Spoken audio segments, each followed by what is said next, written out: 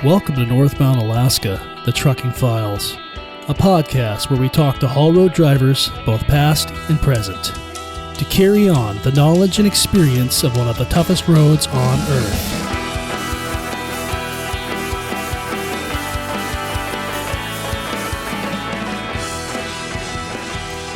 Yeah, so I just got in last night. It was, it's April 6th, April 7th, and it seems pretty unusual this time of year. It seems like spring's come a little earlier this year, like 4 or 5 weeks earlier. I think it's fall spring. Yeah, fall spring. Yeah. Because it started snowing this morning. But, I mean, as you can see by looking at the truck, there's quite a bit of mud last night from, dropping off of 41 down there where Chucky's Corner area, that whole area, they redid all those corners. And, once you get over there on the Elliott on that new construction there. And, yeah, it was a lot of that was set up last night when I came through, but it was starting to drizzle rain on the pass yesterday, and then as soon as I got to the bottom of the shelf, we got into snow, and there had to be a couple 2 inches of snow on the road from there south to about the river, and then then it was just everything was starting to set up last night, so it was kind of a skating rink getting into town. Yeah, it was, we came I think I was a couple hours ahead of you there with Dad, and we come off the pass, and it was good on the other side, like 20 degrees, and the blade had just worked the hill, and the guys were chaining up at the bottom there, which that's fine, if you feel safer putting your chains on, do it, but I had good driver weight with that van, the reefer, and didn't slip a wheel, and the blade had just worked it. The other side was a little different story, though, because like you said, it started sprinkling a little bit. Yeah. And then it was foggy, too, when we were coming off. I don't know if it was foggy for you. It was, yeah. So it's like, that's always fun. And then you had that story with the avalanche on the pass, so I don't know if you get PTSD with coming off the pass sometimes. not so much. It's just, every now and then I'll just look up there and be like, all right, kind of, we haven't had, avalanche control or an avalanche in a while, and you're just kind of looking up there. It's like, oh yeah, all the chutes are full. So I was kind of worried about that. Yeah. What's the chances of it happening twice? Yeah. Terry Dunn. Which I've heard all those stories, but he got knocked off the mountain, right? Twice. Yeah. Yeah. And what a ride that would have been. Survived, and then he got back in the truck, right? He kept driving after that. Oh yeah. So that didn't deter him at all. Yeah. No, if something like that scared you, then all the little stuff there, it just makes it small potatoes. Yeah. So when you were talking to Aaron, you had said you were a military brat, basically. Mm-hmm. So where were you born? What state were you born in? I was born in Georgia. Okay, born in Georgia. And so you're back there now off and on, right? Yeah. We moved down to just outside of Savannah in 21, July of 21, moved down there. And that's close to where your roots yeah, are. we actually bought my grandparents' property. That's pretty cool. So you guys got acreage too then? Well, we got 3 houses down there, so we got about 3 acres, 3.5 acres total. So we just kind of got a little half a block, I guess. And that's really what it's all about, is family, right? Yeah. We got my daughter living in one house, my mother-in-law's living in one, and then we have my grandparents' house. So you guys have grandkids yet, or? Yeah, they're all up here. Okay. Yeah. My son, who drives on the haul road as well. We had a daughter with him, and then my oldest daughter has 3 kids. So cool. They're all based up here. Alrighty. So Grandpa gets to come home and hang out with them after the haul road, and we get to see them. And everybody's got different schedules, so we see each other when we can. So my daughter actually has a CDL as well. So okay. So you were born in Georgia. Yep. And so you're moving around a lot. Yeah, we went from Georgia to Germany. Okay. Went there, I can't even remember the dates. It'd be the late 70s, I guess. Do you remember much of that move? I don't remember much of the move, but I remember kind of living, in Berlin and going to like Checkpoint Charlie and stuff like that, going in East Germany and the wall, the separated East and West Germany was not far from where we lived at. So you got to actually see the wall. Yeah. That must have been something, huh? Well, you probably didn't really understand it much back then. I didn't understand hardly any of it, but, and then the castles and the huge, cathedrals and stuff like that. I kind of got a vague memory and stuff like that, but, the double-decker buses and stuff like that I remember, but not too much more. Yeah. You like our Jake brake sound effect we got in the background? Yeah, that sounded awesome. It's actually the water pump. We forgot to unplug that. But so keeping it real. Well, you have to. And we had Brett in here the other day and interviewed him. That was a pretty good interview, but the air compressor, something over there went boom, pop, and I was like, well, we're in a shop. This is normal noises. We apologize for any weird noises, but hey, this is how it is in the trucking world. It is, yeah. Just go with the unexpected all the time. Yeah. So how old were you when you moved to Germany? Kindergarten. Okay. So I think like kindergarten or fourth grade, maybe. Okay. So 4-year time period. Okay, and then you back to Georgia. Okay. And then to Alaska in 80, 87, 86. So was your dad Air Force or Army? Army, okay. yeah. Okay. Here at Fort Wainwright. So good deal. Yeah. So that's quite the experience, huh? You go from really, really hot to somewhat a moderate, temperatures in Germany. I'm sure it gets hot over there too, but yeah, it snowed from what I remember too. So it was, we had winter and summer, but yeah, probably 4 seasons over there. Yeah. And then you come to Alaska, which is like a shocker. In the summertime you're like, okay, does the sun ever set? You Yeah. know, so I think we got up here in June or July, so it was dead of summer. So yeah, it was kind of didn't really know what to expect. You always think, if you've never been here, you're like Alaska. It's like people living in igloos and all the stuff you hear, and it's like, no, this is nothing like that. So well, it's funny. You remember in the '90s being on chat rooms and people are like, "Where are you from?" "Oh, Alaska." "Oh, do you live in igloos?" Or the other one you'd get is, "Do you have paved roads in Alaska?" I was like, "Yeah, they're pretty frost heavy, Yeah. If you want to call them paved. Yeah. Well, the other thing is even when we go down south or when we lived up here full time and you go to Kenai to go fishing or whatever, all the tourists, you're like, "Oh, what do you do?" And I would just shut my eyes because my wife loves to kid, and she's like, "Oh, he's a truck driver he does that." Ice road trucking and stuff like that. And I'm like, oh. Oh, and this is after the fact of the show being out. Yeah. She, so she's just poke because then that has to ensue into a whole full conversation about being a trucker on the Dalton Highway, and she just laughs and carries on, and then I'm stuck in conversations just her with way tourists. of kind of poking at you, getting back at you. Exactly. So it's.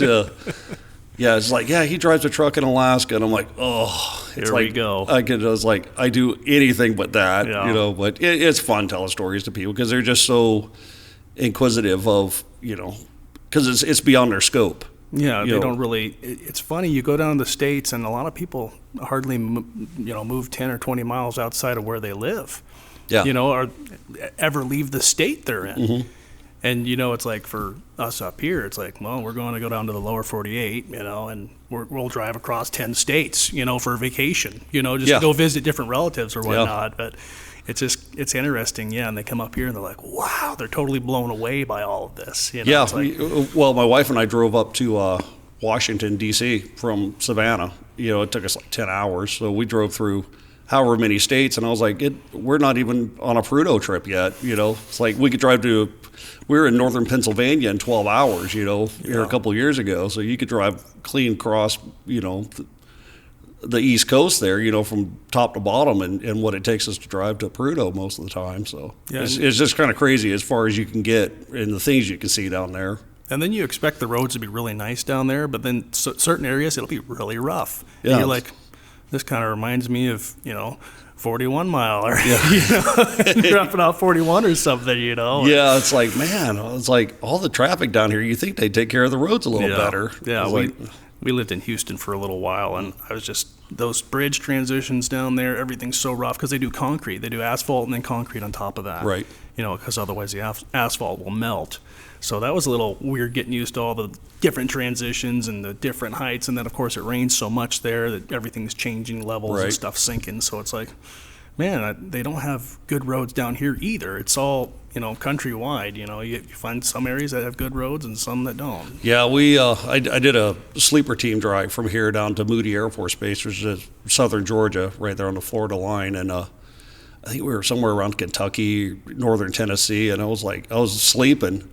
I was like, what is going on here? Because it was just, I was like, what in the world? In potholes. And I was like, so I get up and I was like, where are we? I was like, why is it so rough here? It was like, you couldn't even sleep. It was just like trying to sleep while somebody's driving, between here and Prudhoe. Oh, it's yeah. like, holy moly, Yeah, I did some team driving with Aaron down in the States, and we were hauling pipe out of Houston up to Tacoma, Washington, and back. And you get up there in Idaho, Oregon, certain areas through there, and it can be a little rough with those highway transit, going over those little county roads or whatnot, those transitions. Uh-huh. And you'll be in the back of the sleeper trying to sleep, and then just boom, or Yeah. you'll be driving. I'll be driving, trying not to wake my brother up. Right. And oh man, it actually like teaches you how to sleep in the truck. Yeah. Yeah, and I'm not a fan of team driving at all, because it takes me a couple days that you're just exhausted, and then finally get to sleep. Yeah, it takes you that first day or two, and then you finally, okay, I'm too tired. I'm just gonna sleep. I don't care how rough it is. Just not a big fan of it. Yeah. So I just assume solo drive. I think it just depends on who you're with too. Like, Yeah. that's a big part of it too. Because Yeah. like team driving with my brother, we get along pretty good, so that worked out. But it does get old after a while. It always helps if you got a night shift guy and a day shift guy. Yeah. If their sleep schedules are if opposites. they like that schedule, they're working. You know what Yeah. I mean? But there's a couple of times there where it's like, man, I'm too tired. I can't go on. And well, your logbook says you still can go, so we'd switch, and drive for a little bit or whatever. But Yeah. it's Yeah. you got to sleep when you're tired. It's 11 o'clock or midnight, that's my witching hour. I just want to be done, because everything else is just bad, Yeah. We used to tell the kids all the time, there's no reason to be out after midnight because nothing good happens. Yeah. And I try to follow that same logic, because it seems like if you're trying to push to get somewhere and you're like, all right, I could just drive for a couple more hours and I'll be, to Ice Cut or Franklin Bluffs, and it'll make, the next day shorter. It's inevitable that something's going to happen, and you're going to be up till dark 30. Or if you're trying to beat a storm and you're like, I just got to get over, Slope Mountain, like you're saying, or over Ice Cut. Yeah. And It's just inevitable. You're going to break an airline. Yeah. You're going to, or somebody else is going to be broke down, so you're going to be there helping. So it's just, you're dead tired, and all you want to do is go to bed, and it just seems like every time. Yeah, I learned that lesson last spring, actually. I was driving up there, and Short, one of our other drivers, was following me, and we were hauling mud, and I was tired. And it was supposed to be a storm coming in up north, and I was like, if we get into Prudhoe at this time, we can probably beat it. And so we thought about stopping at 261, and we're like, let's keep going just a little bit further, Right. And the wind's blowing, there's a good ground blow. Yeah. And I never really realized that there was a drift that would form there on Tulik. Oh, yeah. Right after the bench. Yep. And Right there in the corner. Yep. And so we're going, and it's, blowing pretty good, like 30 mile an hour, maybe 40 mile an hour or something like that. And I haven't experienced this yet, and I'm like, oh man, well, I don't know what to do. And I hear other guys talking on the scan, and they're busting through drifts. Uh-huh. And I'm like, do we need chains to get over to 117? And the one guy's like, nah. I don't know who it was. Yeah. And so we're going, I'm exhausted. It's probably 2 a.m. And I hit that drift kind of in the southbound lane. Right. And I forgot my lift axle was down. Oh. And so I get stuck in that, and I'm like, oh gosh. I tell Short, stop. So he stops on the bench. And I'm like, what am I doing? I'm exhausted. I get out, and I'm trying to dig around the tires. I'm throwing chains. And I could hear my dad in my head, like, when you're out there and the wind's just blowing up your skirt, you're trying to chain up, it's horrible. I was like, I should have listened to you, Dad. Should have just went to bed at 261. Should have listened to you. Yeah. But we were trying to push so hard to get through that. Yeah. And then your son came up and got stuck right by me. He had a set on. Did he? But he got stuck right by me, and so that's the first time I met Johnny. Oh, right on. Keep telling him he's got some big shoes to fill. Oh, but yeah, I had no idea about that drift, and Aaron's like, that drift is always there. And it's like, well, whenever I was going north, I never saw it drift there. Right. But it was an unusual winter the time before, but that was a good time. Got to meet some guys there. It's just weird because you can go out and look at the landscape, and there might be a rock that's sitting out there, and that's what's causing the drift. Because if you go up in Prudhoe, whenever these big storms are coming in, you'll see the guys trying to clean up the yards and stuff like that to get any kind of dunnage or, because you're not going to be able to find it afterwards. But if there's something laying in the yard up there, depending on which way the wind's blowing, just, the snow will start eddying behind that. And before you know it, you got a 20-foot, 4-foot high drift, just from a 2x4 laying in the yard or something like that. So they try to get everything cleaned up. So on the road, if you go look around the landscape, you'll see a rock or a mound of tundra or something like that. And you're like, all right, that's what's creating that. Yeah. So it's funny because I didn't realize that. Even though I'd been up there, my whole life with my dad, I never really realized where all the drifts were. I just hear stories. It's like such and such mile here happened here. It's like trying to remember all that when now that I'm an adult driving up there, it's just a little tough. But. Well, that and they're changing the road. They're raised, the road from Chicken Run over to the bottom of Slope Mountain. So they raised it up. So hopefully to get rid of the drifting that used to be through there so bad. The 120 dip just used to be god awful. If the wind even had a whisper, you're guaranteed that somebody was going to get stuck down there in the 120 dip. Yeah. Or just between there and a mile or two south of the 120 dip, it was just incredible the way it drifted there. So hopefully they got that knocked out. We can put that in our history. Yeah, so. well, it seems like just before oil spill, it seems like that area is always drifting pretty good too. And, and that'll get guys too if you're not, Yeah, between surprise rise and oil spill. But it's like, I guess, so you try to go to bed before, 11 o'clock or whatever. I try, but that's kind of my rule of thumb, but I try to. So what do you do? Do you like running by yourself or do you like to run with a couple guys? If the weather's really bad, it's going to be bad. You're driving into potential storm or something like that. It's always good to buddy up. Yeah. Just in case you do have an issue. But for the most part, I like to just drive by myself and do good up and down the road. But you're going to run into people or you're going to catch somebody or they're going to catch you, and then you just start talking on the radio, and then before you know it, it doesn't matter what company, just start talking, and then next thing you might have somebody else. There might be 2 or 3 of you running by the time it's all said and done. Yeah. But try to most of the time just leave town by yourself. But by the time it's all said and done, you've got a buddy or two that you're trucking with. So when you leave, let's say you leave late in the afternoon, and you get out of town late or whatever, and you're probably wanted to leave earlier. You want to try and get over the pass, right? I mean, my goal is to try to get, if I get out of town late, is to try to get to Ice Cut. Yeah. Because then you could take your 8, go to Prudhoe, do your 2, and have hours to drive all the way back to town. Yeah. So I just did that last trip.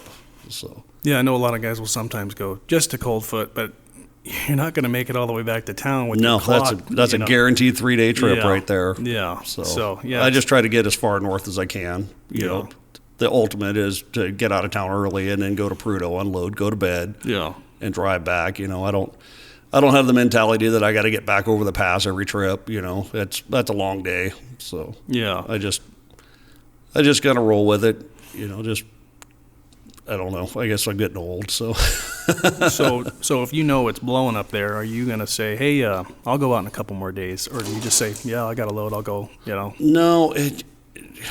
And that's kind of changed over the years, because it used to be a company mentality to just push the drivers out. Yeah. Or a dispatch mentality just to push, because if the load's on the road, then dispatch can say, the load's on the road, I can't help you. Yeah.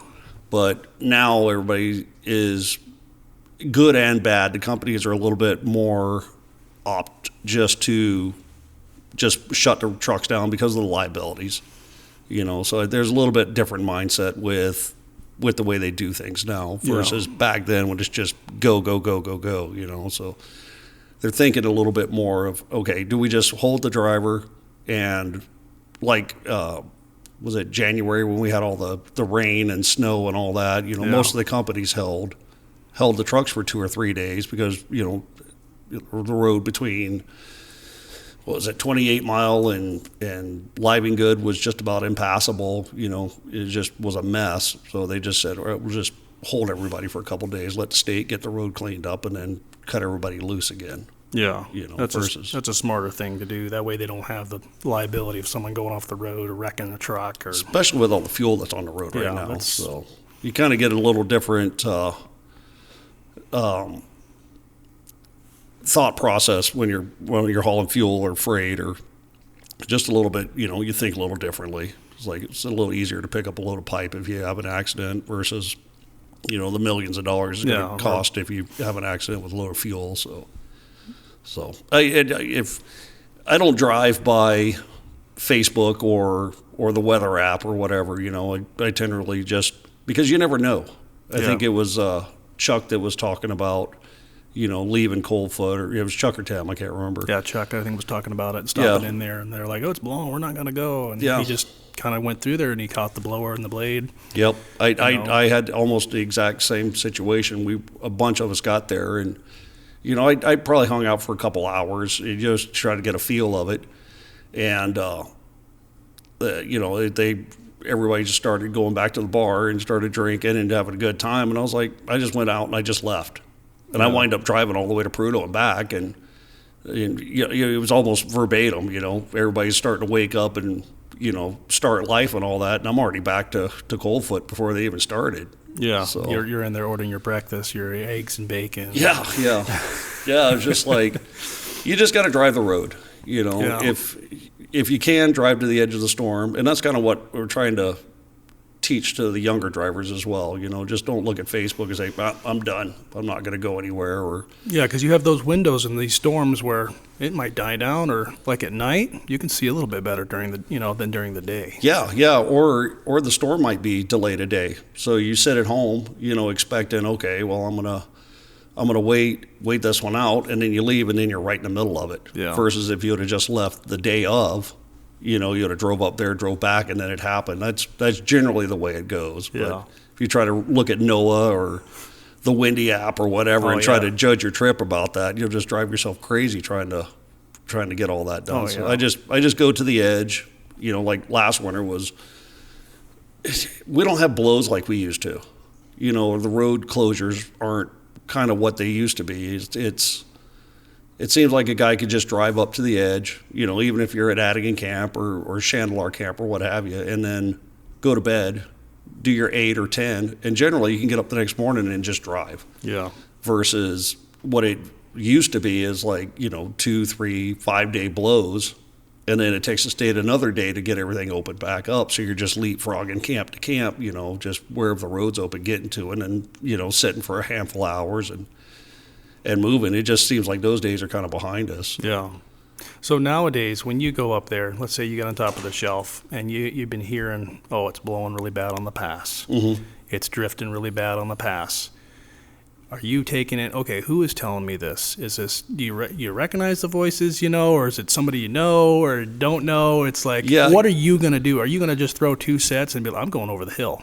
It's all of who you talk to. Yeah. If you got a driver that you can, depend on, which is kind of hard to come by these days, then I'll take their advice. If they say, don't try it, then I'll just go to bed. But if they say it's doable, we just came down, we just punched a hole through the drifts, you know, if you put 2 sets on, you got a fighting chance, then I'll give it a shot. If it's not god awful, if you can see, because it all depends on which way the wind's blowing. Yeah. Southbound traffic's coming down the hill and the wind's coming out of the west, they're driving into the wind, so they're not kicking up all their own dust and making it worse, versus if you're going up the hill. Yeah. And you're fighting, not only the blowing snow, but all the snow you're kicking up. Mm-hmm. And whoever might be behind you is making it even worse. So yeah, I'm just thinking like newer guys that leave Coldfoot in the night, you don't meet anybody.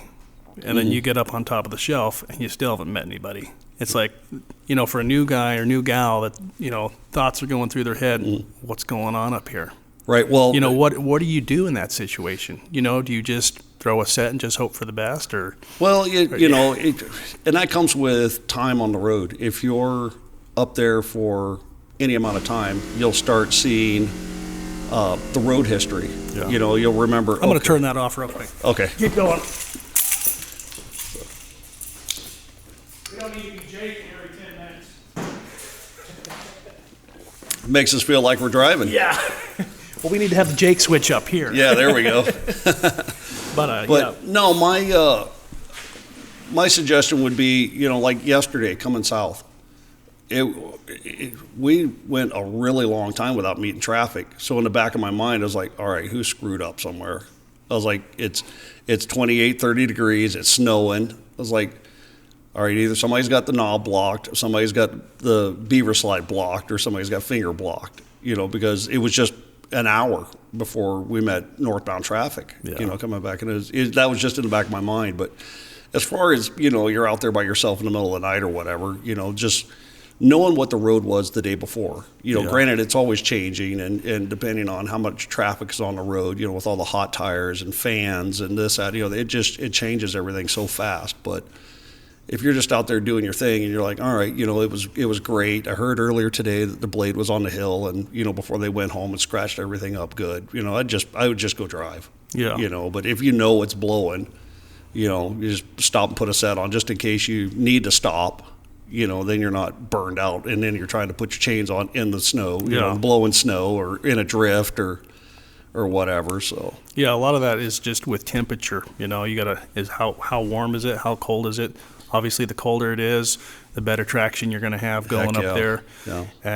But it's been an unusual year because it seems like freight's just slowed down a lot. So, like you said, you're expecting the road to be blocked. I was thinking the same thing yesterday. Yeah. And I was like, where's the road blocked at? Yeah. But then I kept hearing somebody on the other channel going, "Oh, just met one, big one coming back." Right. I was like, okay, so traffic's still moving, but there was just so few trucks out there yesterday. Yeah, this has just been a really, really odd winter. I mean, it's usually, like we were talking earlier, this time of year, everybody's kind of in the last minute crunch. So it's just, go, go, go, go, go. Yeah. There's the oil companies may have, been behind on ordering, pipe or something out of, that seems to be the notorious thing is the resupply for Alpine. It's like the pipe's always this time of year just showing up to Fairbanks, and then it's just a mad dash to get everything out there across the ice. Yeah. And, this year is just a month ago, everything just kind of petered out. It's like, what's going on here? It's just, you're not meeting a truck in every corner like you would in a normal ice road season. It's you might go a ways without meeting anybody. Yesterday it was kind of a telltale. It was like, just like you said, it's like, what's going on? Where's somebody screwed up? Yeah. Where am I going to meet 50 trucks all at the same time? Yeah, you're just expecting them around the next corner. You're like, is it going to be this corner? Is it going to be that corner? And it makes for good drive time, though, when you don't meet anybody, so you're not speeding up, slowing down, speeding up, slowing down. So isn't that crazy how just meeting a bunch of trucks, it can make your trip that much longer? Yeah. Because you're constantly slowing down. Then especially for you guys hauling fuel, right? Yeah, it takes a minute to get back up to speed, and then you're slowing back down. You're a little chunky. And that comes to the point we were talking about a little bit before we started recording, where you're slowing down, like you're southbound, you're slowing down in some of these parts, these hills, to let the heavy truck, the loaded truck, come up. Like, for instance, you guys slowed down for me at the last pole, finger. Mm-hmm. That little pole, just before the top. Uh-huh. And I was thinking, who is this? Oh, that's John. Why are they slowing down? Why don't they keep rolling through there? And then I started thinking a little bit more about it. And, a finger, there's a lot of that little fine rock. Yeah. And that stuff just flies everywhere when you go over it. You can hear it bouncing off the fuel tanks. Yeah, you can. And I started thinking, John was just being courteous and stopping to let me get up that last pole because you guys as tankers, right? That's a little tough area there. You want to use your momentum going through those dips. Yeah. Get up to the top of finger. Well, I think you were northbound, if I'm not mistaken. Yeah. So that, and you look at which way the wind's blowing. As somebody that's been up there for just a little bit of time, you can kind of gauge, do I sit up here and let the northbound traffic come? Because, an old general rule of thumb is northbound traffic has the right of way. Yeah. But, you got to use your noodle just a little bit. If you see, just for that example, if I'm southbound and I see you coming through the dips, coming towards finger northbound, I'll just stop up there because then you could use your momentum to get through the last dip and on up the little hard pull there, especially in the wintertime. Yeah. And,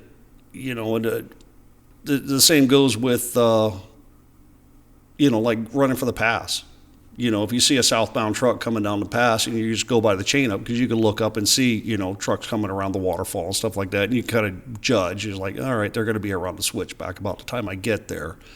So it doesn't matter if you stop at a dead stop or if you're at a full run, you're still going to be in the same gear. Yeah, it doesn't doing matter. the same, it doesn't matter. So you can come to just stop, let the southbounder get through there, because he's going to get through there faster than you would be going north. Yeah, so it just keeps the flow going back and forth. So it just takes a little time of communicating with that truck. It's like, all right, I'll wait for you here, come on down. Or they'll say, no, come on up northbound. I'll just stop, wait for you. So it's just, just after you've been up there a little bit, you start getting into a rhythm. You start figuring that out, but everybody's different. Some guys will stop just before that switchback coming down, and they'll let you come up. But it's like my dad always said in the old days, they would let the trucks come off the hill. Yeah. Well, it's a lot easier and faster. Yeah. So, but a lot of new guys, and we're still figuring this out. I'm a new guy, you just start running up the hill. Like maybe you're a little nervous. You're like, you got long pipe or whatever. You're like, we're coming up the hill, but it's like, it's easier for you to stop and let these 5 trucks come down the pass first. Yep. Because if you spin out or do something, then you got the road blocked. Now you got these guys trying to stop, and they may be skidding out a tire on their trailer because they're trying to stop. Right. And now the road's blocked, and you got these 5 guys sitting on the hill. Well, the other thing along with that is you're not the only one going north. So there's probably, especially a load like, when I'm pulling, being fuel, you're heavy. Yeah. So there's guaranteed there's going to be somebody right behind you.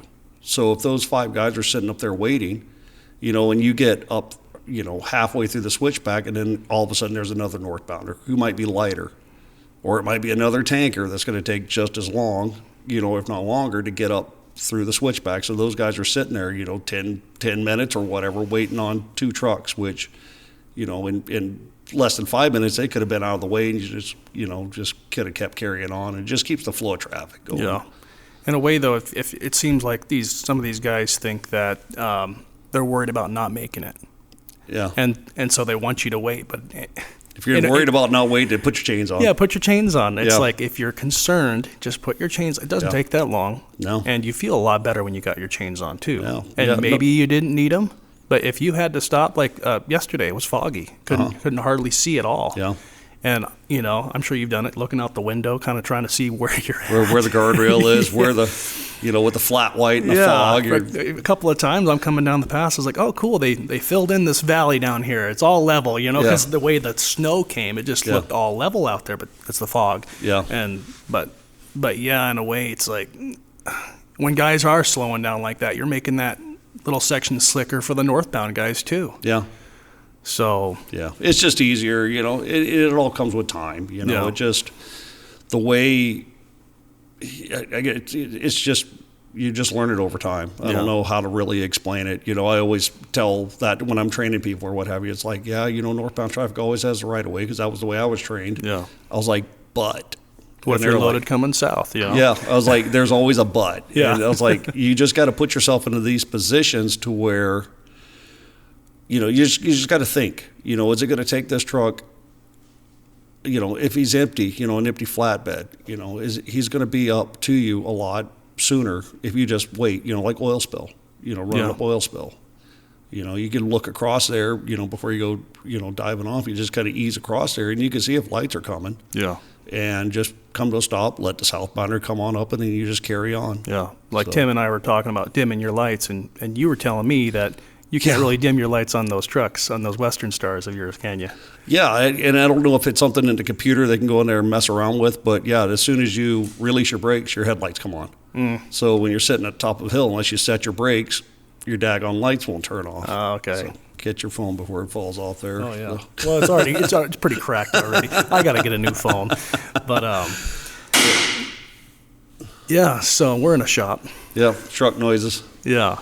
So, but yeah, like you said, like when you're loaded, and Lonnie said this too, sometimes it's easier for the loaded guy to stop in those spots and just let the southbound guy that's empty come through, or loaded, Yeah. Let him come through, let him run for that, for oil spill, let that momentum carry you up. Because these hills can get a guy if you're not careful. A new guy, especially, like the dips there just north of 7 Mile Camp, north of the river. Yeah. I've seen that get people before. Yeah, absolutely. Just. Yeah, and it sucks, but coming south, there's more grades than going north. So it takes you longer if you're loaded, coming home, which, thank God I pull a tanker because I'm always empty. So, but yeah, it sucks, coming back loaded. So, you got to use that, It's like you're learning the road again. Exactly. Yeah. You're just like, come on. Yeah. You just want to go home and you're strapped down with 40 or 50,000 pounds of pipe, and you're like, oh, this is. And then you got suck. Northbounders telling you stuff or getting mad at you, and you're like, I'm loaded too. Yeah, yeah. We actually took fuel north one year. I can't remember how long ago this was, but then we were backhauling fuel, heat and oil out of Prudhoe Bay back to here. So we were loaded both ways, and that was just awful. I mean, granted, we were only 4-axle tankers, so we were, 104, 105,000, but it still felt just awful. Yeah, but I'm sure after 2 trips of that, you're like, I'm done. Yeah. I don't want to do a third one. It's just like backhauling. One year we backhauled long pipe out of Alpine one year. Really? So it was just. Bringing the long pipe back? Yeah, because the oil companies have to pay taxes on everything that's sitting up there. Okay. So it was cheaper for them to haul it back here, store it at flow line, than it was to keep it in Prudhoe Bay. Well, I didn't realize they brought long pipe back too. Yeah. It was just a weird thing that year, so we backhauled quite a bit of long pipe. 8 or 10 loads of it. How'd you like hauling long pipe? I've hauled a lot of long pipe over the years. I like it. It's fun because it's something different. Out of what I normally do day to day. But I enjoy it. I don't. You've got a pilot car. You got to kind of communicate with back and forth, and it's a different rat race.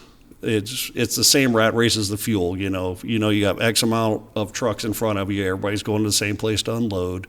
So it's just a rat race to get up there. Then you wait in line to unload. Then a rat race to get back to reload. And it's the same as the fuel game. Yeah. So with long pipe, do you have decent driver weight versus trailer weight, or how does that work? Yeah. I think you got 10 to 11 foot of overhang. On the front of your truck. So you got really great driver weight, and it's an easy load. I think you're probably 80,000 pounds, 85,000 pounds. So. And you got to swing a little wider than you usually do.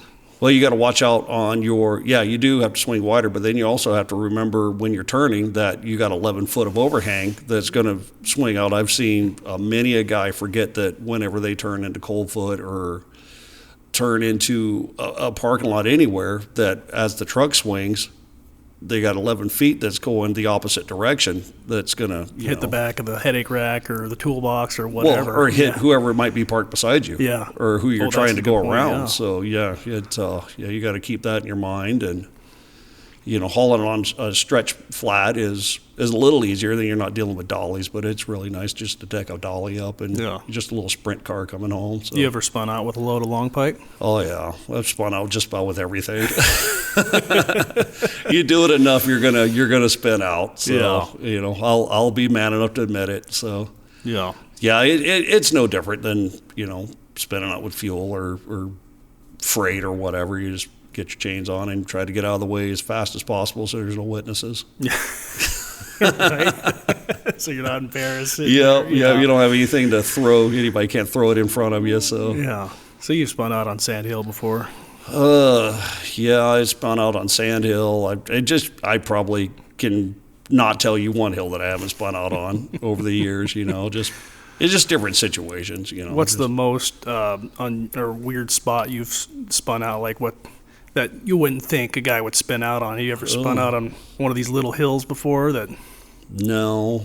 I heard people spinning out in Rosie Creek yesterday or last trip. I wiped just a little bit at the top there, which that's kind of an odd one. But I haven't done it. The scariest was spinning out just above the switchback on the shelf. And when I was first starting to haul fuel, I spun out there and slid backwards about 20 feet, and it just scared the life out of me. Oh, yeah. It feels like you're going to go all the way over. Well, there's on the northbound side of the road, there's that big hole there. And I was like, I'm going to be done. But thank goodness it stopped, and I was just able to get chains on. But that's the only time I've ever gone backwards. Yeah. And I was like, no, I don't want to do this anymore. I've spun out there before. Yeah. Luckily, it held though. I just let out of it and rolled forward and set my brakes. But I just And speaking of that, you know, I've heard it talked about on the podcast here a couple of times about guys drying their brakes out. Yeah. And that's one thing I always, even with the, you know, the older guys, you know, just, and my kid will drive, it just drives him crazy anytime we're trucking together in the wintertime. Dry your brakes out? Yes. Dry your brakes out? It's yes. just like, Dad, come on. Yeah. It's like, shut up, old man. That's what Aaron does to me, too. He's like, well, yeah, but, you know, we got a bunch of newer guys, too, driving up there, too, that, you know, he'll say that just to say it, you know, just so people hear that, because you'll see so many guys that just go backwards and they've got no brakes. Yeah. That's just something I just throw out. It doesn't matter, you know, if it's me or Phil, you know, trucking together or whatever, like, dry your brakes out. So you know? do you remember who first told you, hey, you want to dry your brakes out? That way you can stop on these hills if you spin out. Do you remember? I honestly don't remember exactly who it was, but I mean, the guys that kind of led me, you know, Robert Canner was the first driver that took me south, and you know, I love him to death, but I couldn't stay with him. So when we left Prudhoe Bay, I was in a day cab hauling a tanker south, and he was gone. So I was trying to play catch up all day, and you know, I got to the pass. I was driving a day cab, pulling a 45-foot empty tanker south, and I got to the pass, and he was already up and over the pass. So I remember Sean Ruff was there, and Casey King, and a handful of those guys, and I was just nervous. You know, it was like, I'm not, you know, because it was springtime, you know, this time of year, so things are changing fast, and I got mixed up in those guys, and they're like, "Oh, you're doing good. Just drive over the hill," and you know, they kind of coached me over the hill, but you know, I was just like, I was completely out of my element. I was so scared. So. And they were all heading south too. Yeah. Everybody was headed south, Yeah. and they just got me up and over the hill. And then, you know, as I was pulling into Coalfoot, Robert was pulling out of Coalfoot, and so that was kind of my training run. You know, the next time I saw him, I was pulling into Hilltop, he was pulling out. So it was like. Did you guys chain up that time to go up over the pass? You just barefooted? Just barefooted, okay. Which had me, you know, more nervous, I think, is because I hadn't really done much of that. Yeah. So I was just like, oh, Lord. Were you wiping at all going up it, or traction was pretty good? It was perfectly fine, you know. But I'm sure you were pretty nervous, though, going up. Oh, yeah. It's just something that Aaron and I talked about off, you know, when we were talking before the last podcast and stuff, was the shaky leg. Oh, yeah. And if you don't know what it is, you haven't been scared enough. Yeah. So I've had that. I've had that on 2.5 mile before. Yeah. Well, in the older trucks, the older Kenworths, the accelerator pedal came out of the floor and kind of it tilted forward. So if you got the shaky leg, it sounded like you were doing Morse code, because you would almost burn yourself out because your leg was shaking so hard, you know. Yeah. So I haven't had that in a long time, but you know, when we were sitting here talking, you know, here a couple of weeks ago, it just made me laugh thinking about it. You know, because he asked, he was like, well, "What about the shaky leg?" And I was like, "I know exactly what you're talking about, dude." That's hilarious. So I got another question for you. So for new guys, you know, when you get that 1 foot or 2 foot of snow north of Coalfoot, you're going through that stuff. How do you keep your brakes dry when you're going through all that snow? You just a little bit of pressure here and there, or because you're going slower, right? Yeah, you're going slower because you don't want the stuff to suck you off the road. You know, so what I would do every now and then is just reach over and grab my trailer brake and give it a little bit of, you know, give it a little brake pressure. Or if you find a downhill, like over at like going around 221 or 222 pit there, and over at 224 where you kind of got that little drop there, you know, just get on your brake and just dry your truck brakes out. But, you know, just grab a little bit of squaw handle and dry your trailer 5-10 pounds, something like that. Yeah, just, you know, nothing that's going to swing your trailer out across the road, but just enough to drag them, you know, just enough to create some heat. Yeah. So. Yeah, when I was first, Aaron was telling me to dry my brakes, I was putting too much pressure on the squaw handle. Right, so you're smoking them. Yeah, I ended up, I skidded a tire out. Man. And well, these were newer trailers. Every trailer's different, right? Uh-huh. So some are more sensitive than others. But yeah, I didn't realize I did it, and I was, you know, still learning at the time, trying to figure out how much pressure I put on it. Put too much on it, obviously. Burnt a set of duals out. But well, you got to be careful about that in the, you know, when you're going from extreme temperatures, from, you know, warm air to cold air, because you go reach over and, you know, you got all that moisture in your tires. Or if you go to stop and you set your brakes, that especially with these disc brakes, there'll be just enough ice on them that everything's locked up and you are skidding out a tire. Yeah. So, just so many things to think about. Oh, yeah. And you know what I hate, too? When you got the dust and you're trying to look back there, you're trying to see, are they rolling? Right. And you can usually see better on one side or the other, right. And it's like, I've had times, too, where I just slow way down. And it's like, okay, they're rolling. But, just something I think maybe new people experience, That's one question that got brought up. I used to take a lot of passengers to Prudhoe Bay, executives and this, that, and the other, just as, to show them the road. Yeah. And that would always be, why are the tires painted? Or what are those yellow things on the wheels? I was like, what are you talking about? They're like, the paint on the sidewalls. Because that was just, orange on the top and white on the bottom. Yeah. So then you could see the wheels rolling. And I said, that's during the wintertime that we could just swerve back and forth to make sure all the wheels are rolling because of the ice buildup or snow dust buildup. And you're like, okay, that makes a lot more sense. So.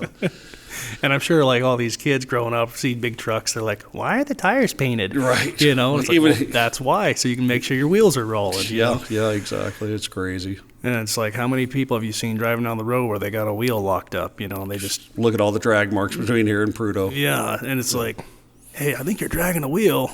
Yesterday I told my dad, and he's like, oh, they're rolling. It's like, okay, with somebody else. You just want to make sure if you're following somebody and you start seeing marks. Well, that's also, with the friction off the tires, on this warmer ice and stuff like that, it'll look like you're dragging tire, but it's just your hot tire, leaving a mark on the ice, I've noticed that from the too. friction. And that comes with time to learn, can you tell right away what's what usually? No. No. I'll almost slow down to a stop and because you'll look back in your mirror and you'll see a dark trail behind you and oh my Lord, I'm dragging trailer tires or something. Yeah. Then you slow way down and everything's rolling and, you psych yourself out. Yeah. So, but the time you don't look, you'll be 20 miles down the road and have tires all drug out. So. Yeah. But that's another thing you just want to pound into people. Just no matter what, as soon as you pull out of a pull-out, just check your tires. Yeah. Just check them, yeah, that's for sure. See all the debris everywhere from people dragging stuff out. That's another thing, too. It seems like this last trip I was seeing tires and straps and all over the road. It's like, did somebody lose a load? Am I going to start seeing pieces of pipe or boxes or whatever in the ditch? It's like... I was so irritated going north the other day. This Chuck was talking about the litter on the road. Yeah. And I watched it twice now. I've seen a driver in Coldfoot. He obviously, everything's thawed out down here or, thawing out down here. So when you get to Prudhoe, all your wet straps are now a block of ice or just mud or whatever. And it's a lot easier to walk down with a box knife and cut all the straps. I've seen that so many times, and I'm sure the companies just love hearing that, but... Especially those big 40, 50-foot long straps, Yeah. Yeah, and I don't even know how much they cost, but I'm sure they're not cheap. No, they're not. You just... And when you need them, you need them, Yeah, but it just... The one thing, and I got told this, years ago, during this time of year, get a little bit of air brake antifreeze or methanol and douse your straps down when you're at, ice cut or 62 miles, so that stuff has time to soak in there before you get out into the oil field, because Lord forbid you pour anything on the oil field, Yeah, just a little bit here and there, freeze them up, Yeah, if you just get inside the winch there and just let that, pour some air brake antifreeze in there, and that stuff will sit there and soak in there and at least knock off the big chunks of ice and all that with your hammer. Yeah. And then you don't have that to really tend to. Then you're not fighting it up in Prudhoe for 30, 40 minutes, Yeah, you definitely don't want to pour the stuff on there when you're out on the oil field, because they'll consider that a spill and it'll just be a mess. Yeah. But if you do it out on the road, and then, you can, at least it'll have time to soak in there and kind of loosen things up to where it'll make it a little bit more manageable, but it still sucks. Yeah. It's why I pull tanker. Yeah, you don't miss the flatbeds anymore, do you? No. Keeps a guy in shape, though. I got a flashback to reality. Last October I pulled a load of super sacks to Prudhoe, and I was so excited. I was like, instead of being 112, 115, I was like 95,000. Yeah. And I thought I was getting away with something because I was like a half gear, pulling the hills a half gear higher, and I thought I was something cool. And then when I got to Prudhoe, because it was all wet down here, and it was 30, 25, 30 degrees up north, and everything was just a mess. The straps were wrecked, just everything was mud. And I untied the load over at Halliburton, and it was just, I was like, yeah, this is why I pull fuel. Soaking wet, covered in mud, it's just like, this is stupid. Yeah, I kind of wonder about that. I was like, I've never pulled fuel tanker before, but it's like, you think about, there's always pros and cons to every load that you pull, but it seems like the guys with the tankers, they always have good driver weight. There's a little bit more on the line if something happens. Yeah. But got to think a little bit more. And in the wintertime, you never really have any issues on the hills. No, it makes you lazy and fat. I'm proof of it. I think I started hauling fuel in, what was it, 05, I guess? I started hauling fuel 05, 06, when they were just, I think it was that far back. But, yeah, man, oh, man, it just, you're not getting out all the time, adjusting tie down or, change or straps. You get out, you're like, yep, all the tires are good, I'm gone, so nothing's leaking. So, just you're not getting the activity like you would, hauling freight. So when you first started doing that, I'm sure you had to follow another tanker, somebody, or how was that for Carlisle when you were doing that? Yeah. Terry Bredemeyer was my first tanker trainer, so that was an experience. So they probably wanted you to do so many trips with somebody to make sure that you were confident enough in what you were doing, because pulling a hazmat load, that's a pretty big deal if something bad were to happen. I was doing fuel for Alaska when I first started hauling fuel. So between Howard Merriman and Terry Bredemeyer and Phil Crom, those were kind of the first guys doing fuel that kind of learned me up on all that.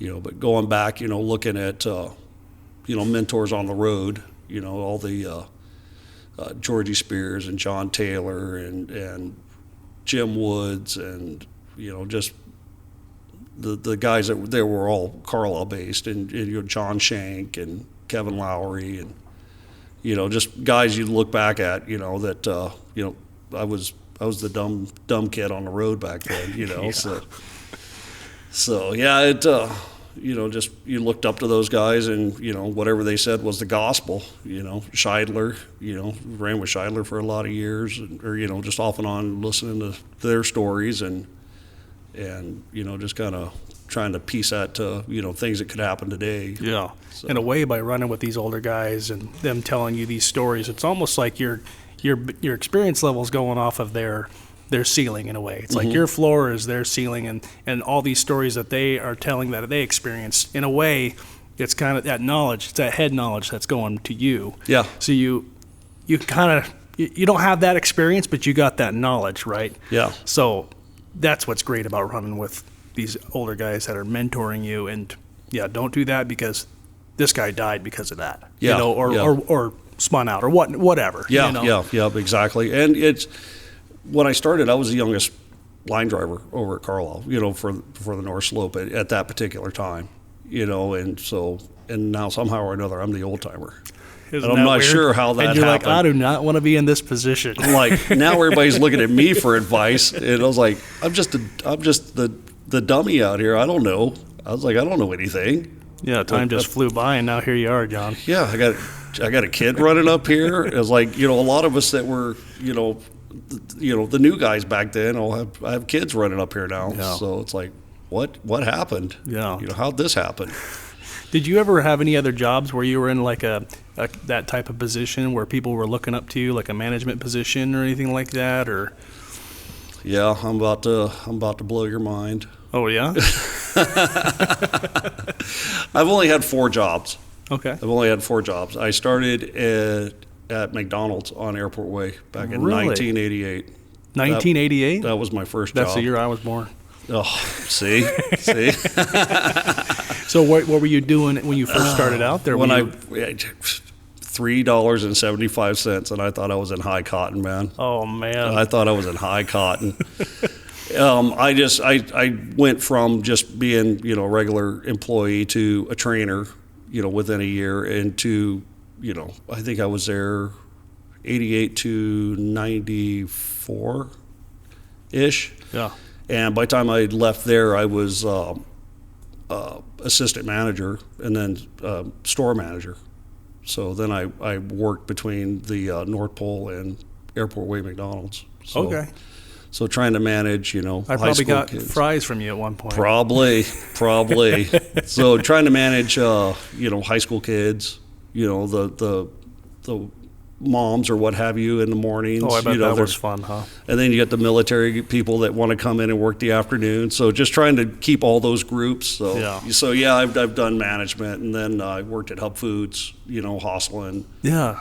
and I was manager for that warehouse for about a year and a half. And then when I worked in Prudhoe Bay, I managed up there. So When you managed at McDonald's, was that pretty decent pay back then when you were being the Lord. manager and dealing with people? And It seems like it was at that time, but looking back at it now, it's like, why? Why did I even do that? Like when I first started working at Prudhoe Bay, up there hostling, we were on day rate at $250 a day yeah. for like an all day. It wasn't just 9 to 5. It was until the job was done. Yeah. And if you went to Alpine, you got a $50 per diem, so you're like $300 a day.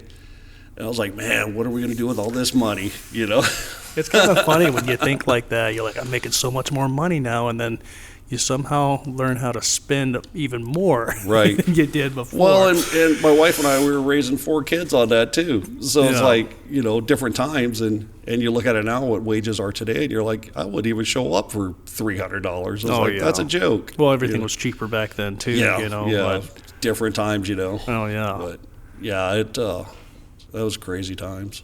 Yeah. It's just like, you look back on it, and you're like, how did we even survive? Yeah. Just paycheck to paycheck, I guess. Can we get a little personal here? Oh, Lord. So Let's dive deep. this is a question I've been wanting to ask guys, but it's not easy being a truck driver and having a family, being married Yes. and being gone. Yep. How do you find a healthy balance there? Because you never know when you're going to be gone. And I'm sure you've had some times where it's like, man, I just want to, walk out, or I don't know. I'm just maybe putting words in your mouth here, but I think we've all been there where you're just so frustrated, you just don't know what to do, Well, it always helps to have an independent wife, one that, and we all don't have that, but, my wife's really, really independent. She's like, just because you're gone doesn't mean the world's going to stop. Yeah. So, back in when all the kids were younger, I would try to leave, right after I took them to school, try to get to Prudhoe, so she would get the kids to school the day I was gone, and I would try to get back, that evening, that next day, so I could get up, take the kids to school the following day. So try to rotate it every other day, is what I tried to do. But, then you get weather, or you get stuck up there, or mechanical, so that doesn't always work. And back in those days, there was no cell phone, no cell phones, no cell service. So you had your AT&T calling card. And, go to Coldfoot or Prudhoe and call, right? Or the state camps. Yeah. You could swing into the state camps. They had a little phone booth with a switch. You could turn the phone off to the camp. Oh, they actually had phone booths at the state camp. Yeah, there was like a little room you would walk in, and it had just a telephone, and it had a switch on the wall. So you could pick up the phone, and if somebody wasn't talking to somebody, at the camp, then you could flip the switch, and it would just have that phone turned on, so you could type in your number. Oh, okay. But the camp got so irritated, all the camps would get irritated because drivers would go in there and not turn the switch back on, so they'd have to leave the camp, go back over to the shop, flip the switch over. So it was so old school. So was that so they could talk to the shop from the camp, or well, what was it was 2 different phones, and if you flip the switch, it would shut the camp off. So you could use the phone over at the shop in the little phone booth thing. Oh, okay. But then you'd have to flip the switch back down so the guys in the camp could use that phone line.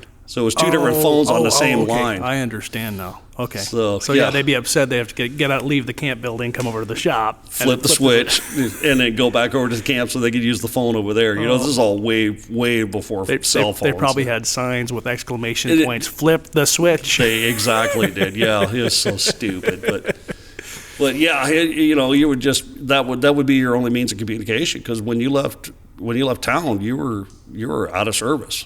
Yeah. So and they didn't know if, like, is he okay, or when he's not home, they'd start worrying. You know. Yeah, and it's just, you know, it was a lot different. You know, driving. You know, when my kids were growing up. You know, or you know, when going through all this. You know, no cell phone service. And I'm sure you got stuck out there for days on end a couple of times. Oh, and yeah. blows and stuff like that. Word of mouth. You know, that would be the best. You know, the only way, you know, information would get back and forth to. You know, from the office, you know, wives would be calling the offices, you know, what's going on, or, you know, I haven't heard from John, or, oh, well, you know, it's blowing up there. He's somewhere between here and there, you know. So this is all before, you know, Qualcomm tracking or truck tracking or anything out that, you know, it's like, I know he was in Coldfoot because he called, and he's somewhere between here and there. Yeah. That's all I can tell you. Or word would spread on the road like it does today. It's almost faster than the internet, you know. Oh, yeah. Lord, yeah. But as far as, you know, just one thing that, you know, I just try to tell guys when I'm training and all that, you know, if you're fighting with your spouse, or arguing with your spouse and stuff like that, it's easier to get that wrapped up before you go trucking, because you have that on your mind. Oh, it'll eat you up the whole trip. Well, if you're sitting there, you know, focused on that all day, you're not focused on everything else happening around you. So you just, you know, you start getting blind and not really paying attention to what else is going on, or what you should be going on. Dangerous bringing that attitude with you on the road, and then maybe it'll affect how you drive too. Yeah. And maybe be more aggressive because you're mad that something happened at the house. Exactly. Yeah, well, and the same as dispatch. Yeah. You know, it's always good just to get things hashed out, you know, and you're not going north aggravated because you're going to drive that way. Yeah. You know, you're going to drive a little more aggressive. You're going to drive a little harder, and you know, that's no good for anybody. So, but as far as family life, you know, it's hard to people that aren't in the industry, you know, doesn't understand. You know, like somebody, my birthday was here last week, and they're like, "You went driving on your birthday?" It's like, what else am I going to do? It's like 50 years old, 51 years old. I was like, we're like having a birthday party, you know? Yeah. So it's anniversaries, birthdays, you know, stuff like that, holidays. You know, you try to spend what you can at home, but this industry requires that we drive. Yeah. You know, I've not missed a Christmas, but I have left Christmas Day. You know, I've missed a lot of Thanksgivings that I've had in Prudhoe or you know, Coldfoot or whatever. But after you spent that time with the family in the morning, opening presents, doing all that, and then, because I think that's really important for them too. That absolutely. Time. Yeah, you know? Yeah, for sure. You know, and you can't really plan. The more you try to plan, the more you're going to drive yourself crazy, because or that road's going to mess that plan everything is going to be screwed up. Yeah. It's like, all right, I got money to do 3 trips this week, and we're going to leave Saturday night, and we're going to head to Valdez or this, that, and the other. And it's like you get halfway through your week and you got a tire that's blown, and that cost you time, or the pass avalanche, so that cost you time. So you're getting farther and farther behind, and you're like, it just, you're trying to work and try to do family life. And it's easier just to say, okay, as soon as I'm done with these trips, this is the rough guesstimate of when we might be able to go. Yeah. You know. So, and I'm sure it just took a little bit of time and then your wife, she probably was very understanding. Yeah. Oh, absolutely. I mean, and there's times where, you know, things happen and you're like, I got to go to work. And it's like, well, we had this planned. And it's like, you know, which a lot of these companies these days aren't really forcing you out the door. So, not like it was back in the days. No, it is completely different than what it was. You know, it was more, I don't want to say forced dispatch, but that's the best way to describe it. It was like, you got a job, get out there and go do it, you know, no matter what. But these days, you know, the companies are promoting more home time, family time, you know, because that just, you know, it's the balance. You know, you always got to have a balance. You can't put one in front of the other. But it seems in our industry that these trucks pay all our bills, so that kind of comes first. Yeah, So, especially these guys down in the States that are driving week, 2 weeks at a time or a month, and then they come home and it's like, this is a rough lifestyle. yeah, If you don't have an understanding spouse, yeah, or a lot of guys will bring their spouses with them, but when you got kids, that's a little different. And, right. going up the haul road, you don't really want to bring in your kids up there, Yeah. especially in the wintertime. I never once have brought any of my kids up in the wintertime. In the summertime, I've taken one at a time, and I've taken, all of them at a time, which, oh my Lord, that's... we got to stop again. Oh, you're finding toys and Barbie stuff in your truck forever, It's Getting like stuck under the throttle or the brake just, pedal. just finding all kinds of stuff. So, but yeah, I've never taken them up there in the wintertime because there's just too much that can happen. Yeah. There's just, you just never know. So Yeah. I felt a lot better in the summer, take them up there. And there's more to see, the wildlife and all that. So, but, yeah, you just got to find, that. Every family's different. You just got to find that happy medium and find out what works best. By trial and error. Especially if you're doing this for years on end. And sometimes you just have to take that load because, hey, I didn't get a load for a week, and you got to eat. Yeah. So sometimes you have to have those sacrifices, and Yeah. they may be upset about it for a little bit, but I mean, in the end, they really want that money, Right. Well, yeah. There's always a project to do. Oh yeah, no, it's good. But I mean, this year's kind of a prime example. It's an oddball winter. Instead of everybody just being gangbusters and dispatch screaming, "Oh, your 34's up. Why aren't you here?" They're like, "Well, there's only one load this week. So you better take it." So you just got to run that balance. Which I'm not sure why it's like that this year, but it is.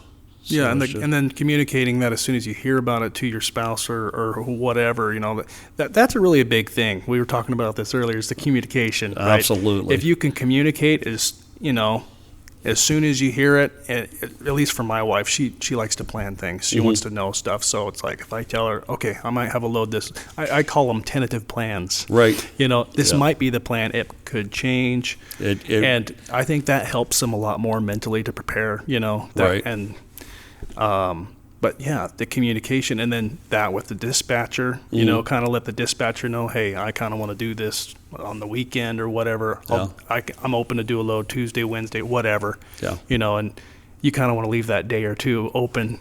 That way, if something does happen, right? Yep. Well, prime example this week. I was scheduled to leave last Monday morning, a week ago, and I got in, went over to the tank farm, loaded, and my fuel pump went out. And I was like, this is not going to be good. So got back over to the yard. The spare truck they had was over getting new tires put on it, which was awesome. And they were doing a few little things to it, and they backed it out, and the DEF pump went out. On the spare truck? On the spare truck. Oh, I was man. like, something's telling you to stay home. I was like, all right, here we go. So I said, all right, I'm just going to go home. We'll just do this over Tuesday, and we'll try it again. So it came in Tuesday morning. They finally found the DEF pump issue, around lunch, got that all changed, and then it was like, all right, I'm doing 3 trips because I'm leaving to go back to Georgia, today, a week later. So I was like, if I can get these 3 trips in, for Pete's sakes, Yeah. And then it was just one thing after another. It was like, oh. It was a struggle, but it's just that's driving. That's driving up here. You just can't make a plan. You just can't make a plan, work the plan, because the plan is always changing. Yeah. So you just got to work it, do the best you can. Yeah. So, but yeah, I don't know what else to say with that. It just you got to make time for your family, because we're working 80-hour, they say 80-hour work week, but it's always longer. Yeah. By the time you figure your drive to work, you're tooling around the office, before work so you can leave, and the little things here and there, you're up to 100 hours, out of a 160-hour week. So most of us, that's the way it is. Your logbook says 80 hours, but when in all reality comes, you're over 100 hours, and that's including, you're trying to work in family time and personal time and things you need to do during the week as well, and you just got to find that balance. Yeah. So yeah, when I was a kid, my dad, a lot of times he would leave on Christmas, and because back then, like he was saying, like the late '80s, things got really slow for truckers, and a lot of guys were only getting maybe 1 or 2 loads a month. Oh wow! And so he would just take whatever he could get, And so I remember a lot where, well, we'll do Christmas on Christmas Eve while Dad's here, or he'd be up there on Christmas Eve, and there'd be a storm on Christmas. It seems like that always happens. Yeah. There's always some kind of weather happening between Christmas and New Year's. You just can't. Yeah, always. Kind of a funny story. I think this was 4 years ago. Well, it might have been. Time flies when you're having fun, But there was a big group of us coming south on New Year's Eve, and if everything would have worked out perfectly, we would have all been back. But things did not work out perfectly, so we southbound out of Prudhoe, and we started getting around Pump 4, and we started hearing, it's a little windy on the pass, just on the south side. North side was absolutely beautiful. It's like, all right, cool. So we get a little bit closer. We meet another truck. It's like, it's pretty bad. It's pretty bad. And we're like, all right, cool. We need to, chain up to get down the hill or what? And it's like, no, I don't think so. And by the time we got from like 261 area to the top of the hill, it was destroyed. It was such a mess. We got it's just a clear, blue, beautiful day until you got to the top of the pass. And then as soon as you dropped down the south side, it was just complete whiteout. And my homie Phil, he had to stop and take a bathroom break, so he was the lead truck, so that put me in front. And the second I dropped down the hill, I was like, oh my Lord, you couldn't see anything. And of course, there's no guardrail that dropping south, that first couple of 100 feet there's nothing there. So you're just kind of like, all right, where am I at? And I finally found the guardrail, and I'm just kind of inching down, and I'm talking to everybody. I was like, just stay there for a second. And then I'm just kind of looking over, through my passenger or my driver door window, just trying to follow the guardrail, and I just come to a stop. I was like, because everything's moving around, so you're not sure if you're moving or not. And I was like, I'm definitely not moving. I was just sitting there spinning my tires. There was an avalanche that I just nosed up into. Oh, man. And it was like, all right, I guess we're not going anywhere. So everybody else kind of backed up the hill and stayed up top there. And so did you back up too, or? I couldn't go anywhere. Yeah. I was done. It was over. So, it was just blowing so hard. I couldn't see the backup if I wanted to. Oh, man. So you slept there then? No. You didn't sleep? No. Well, no. It lucked out because the blade and blower at the bottom of the hill, Chuck Jones and Herbie and Teresa were down at the bottom, and I could hear them for a long time because they were trying to inch their way out of there. And the blade and blower was on the hill, and they finally got up to me, which seemed like hours. And I said, hey, there is an entire group of dudes sitting on top of the hill, which, if they would have came on down the hill, they would have followed me out, but they didn't go to the top of the hill. The state didn't. So they got the drift dug out around me, and I followed the blower, through the canyon, and we actually passed the state camp. They didn't, the blades the blower hands I think we just passed the camp. Oh, it was blowing even down there. Oh yeah, it was awful. It was blowing down the shelf and everything, and you just couldn't see. I was just following the blinky lights on the back of the blower there, and he wouldn't go up there and get everybody else. So the 10 or 20 guys that was sitting on top of the pass stayed there for 2 or 3 more days. Oh man! So I got crap about that, for leaving everybody stranded, Well, Phil probably got to do some barbecuing up there. I think it was too bad. I think Colville actually came down with a spreader truck or something and filled everybody up down there. Oh, really? Yeah, because it was brutal up there. Oh, man. But so it finally got down off the shelf, which was just about completely blown shut.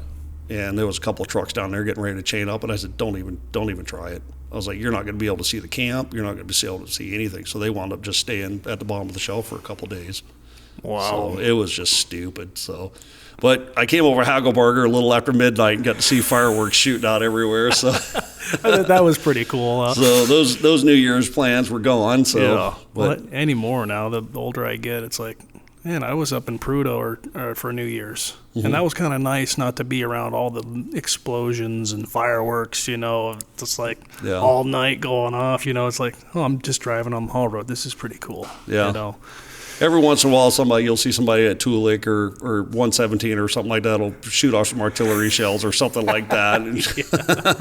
So, but yeah, you just can't really plan. I mean, you can have a tentative plan, but just don't say this is the gospel, because then you're going to change it. So Yeah.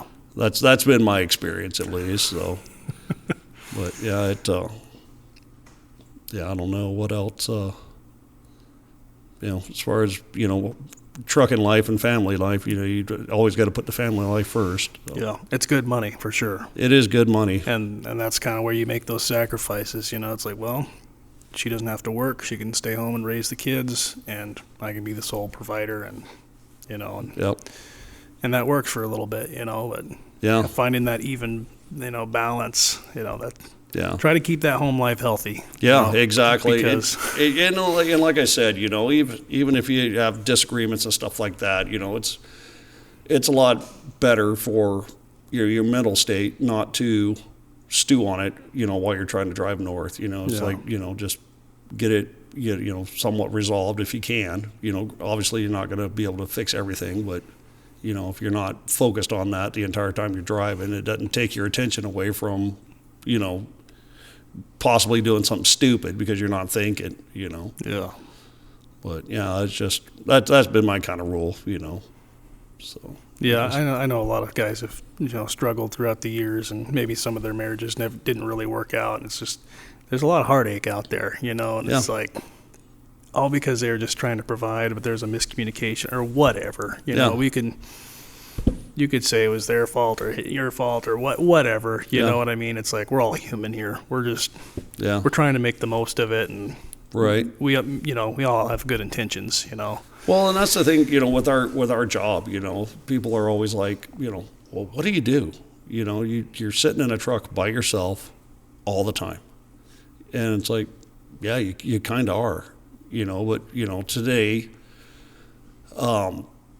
with the cell phones and this, and inReaches and all kinds of stuff, Starlink now, you can always be in contact with, if you need to or what have you. It's not like, when you leave town, just like you're not going to make contact till you're, farther north or whatever, one of the, camps or it's a little different whatever. now even with AT&T, they got a lot more towers out there now where you can talk on the phone, and then you said Starlink. That's a new thing. That's a lot a of guys whole new animal. Guys are getting that, and I think maybe that's a good thing, but you don't want to.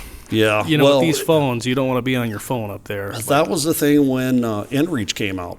The exact same thing. It's like, oh man, everybody's going to be texting and driving, and there's going to be a whole lot more accidents, and this year has been 2 or 3 people off the road almost every day. And I don't know if that's distracted driving or if it's different the roads being overplowed or what, it's kind of hard to hone in on what the issues is, but I mean. And the road's wider than it used to be for sure. Oh yeah, it absolutely is. And then like you said, it could be overplowed, or you're just too far over when you're meeting somebody, and then next thing you know, you get caught in different sections of the road are, going to be, like up there north of Adigan 1, you know.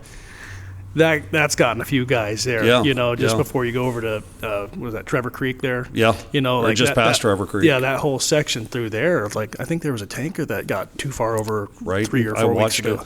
I watched it. Oh, you were right there when it happened? I watched it lay over, yeah. What, was he meeting somebody, or were they meeting somebody else? He had already met somebody, and he was just a hair too far over, and I think his trailer grabbed, and then it just laid him over like right now. Yeah. So it wasn't, he wasn't going fast. He wasn't doing anything, that I seen that was abnormal. Just a hair too far over. Yeah. And it got him. And the driver was okay, right? Yeah. Driver was okay. It's just, I mean, it was like snapping your fingers. Like, what did I just see? It's holy cow. And it's like with those tankers, they're round, obviously. So those can keep rolling depending how steep the bank is, right? Yeah. It's not like a box fan or whatever, or load of pipe that just goes over on its side. And or then it slides, Yeah. It'll once you get it in, if it's a steep enough grade, absolutely, it'll just keep going over. But it just laid over and just picked the truck over and just flopped it over like right now. It was like, which, could be bad. You get that kind of momentum and, the trailer picks the truck up, no matter if it's tanker or what. And it slides down and, it just picks the truck up and slams it down. Yeah. Which is very violent from what I've not had it, experience that, thank goodness. But, it looked violent, so. They didn't end up leaking any fuel out of that one, did they? Yeah. No. So they were very fortunate on that. Yeah, and it was pumped off fairly quick, too. Yeah. So it was just, it was a quick recovery. But So for people that don't know, that are listening, what does that take to pump off something like that when that happens? It's depending on how in particular the tanker, depending on how it's laid over. If you're lucky enough to where it's just, everything's upright still, you can still use the manifolds and stuff on the bottom of the trailer. But if it's completely on its side or on its top, then you got to drill holes, with a hole saw into the tanker. Oh, really? Wow. And then stick a stinger in there with a hose on it and just suck it out, just like a straw, until you get, far enough down to where, you can't get that last little bit, and then they can lay it back over, Okay, so then they got to patch those holes later, obviously, if the trailer's still good enough. Yeah, and if it's dented or anything like that, then it has to be recerted anyways. Oh, okay. So it, to pass inspection. So will you guys carry hole saws in case stuff like that happens? Guys with pumps on their trucks, you got a spill response. Yeah. Or a lot of guys are certified, to do that stuff. So. You just don't want to go have anybody willy-nilly just drilling holes and stuff. Yeah, so you got to take these classes, I'm sure. Yeah.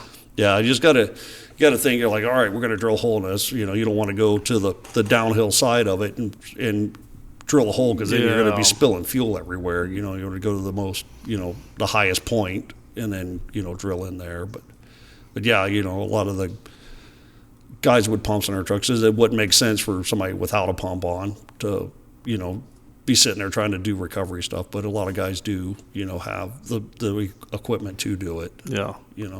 My dad was telling me too, if they're further off the road, sometimes you need to have another pump in the middle of the hoses, because it'll be so long to push all that fuel. It'll take forever, right? Yeah. So he's like, sometimes they've had to put other pumps in the middle there to help speed that up. Right.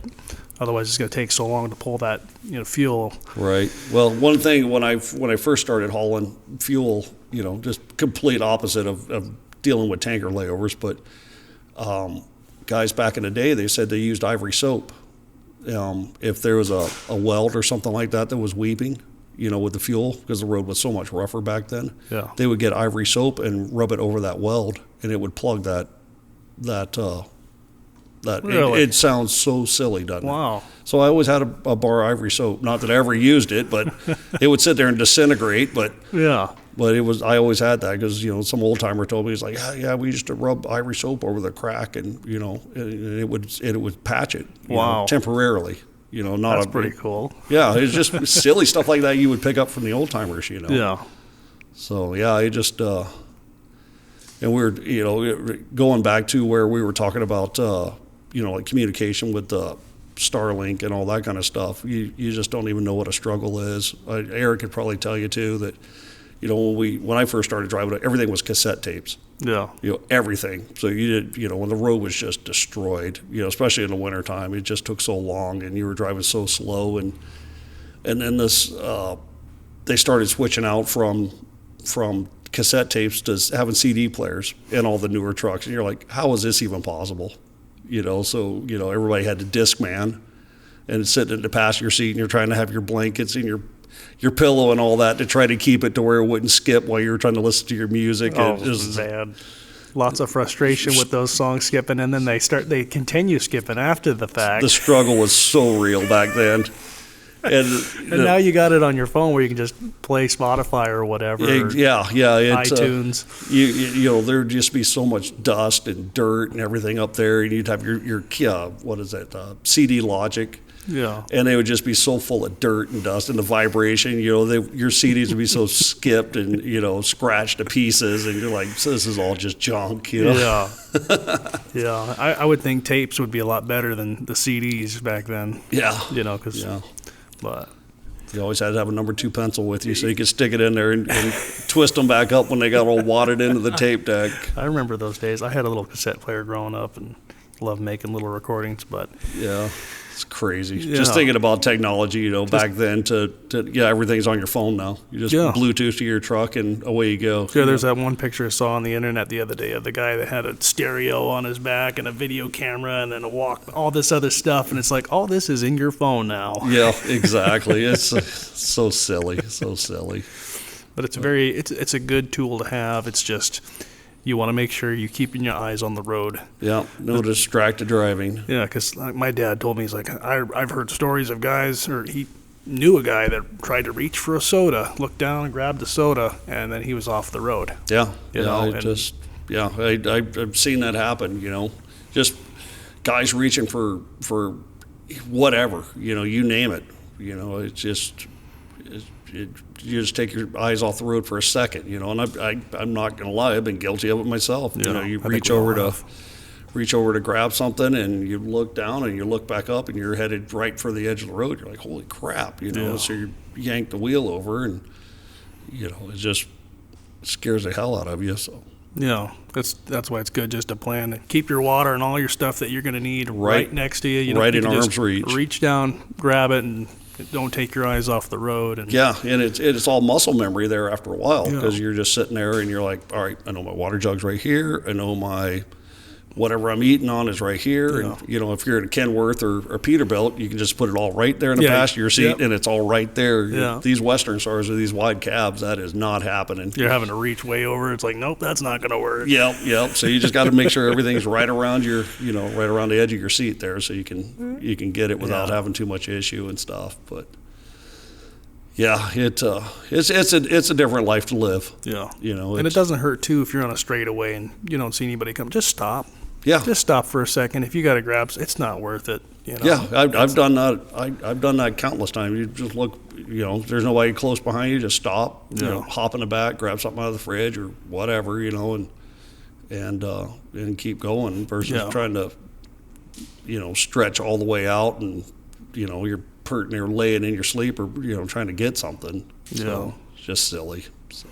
Yeah, you just want to make sure you're stopping in a good spot where people can see both ways, you know, and you don't want to stop on a downhill, obviously. I mean, a lot of new guys won't know that, but I was taught that very early on. It's like, stop kind of on a downhill or where it's level. 'Cause you don't want to have to get out and chain up for a flat area, you know, that's just a slight angle or something. Yep.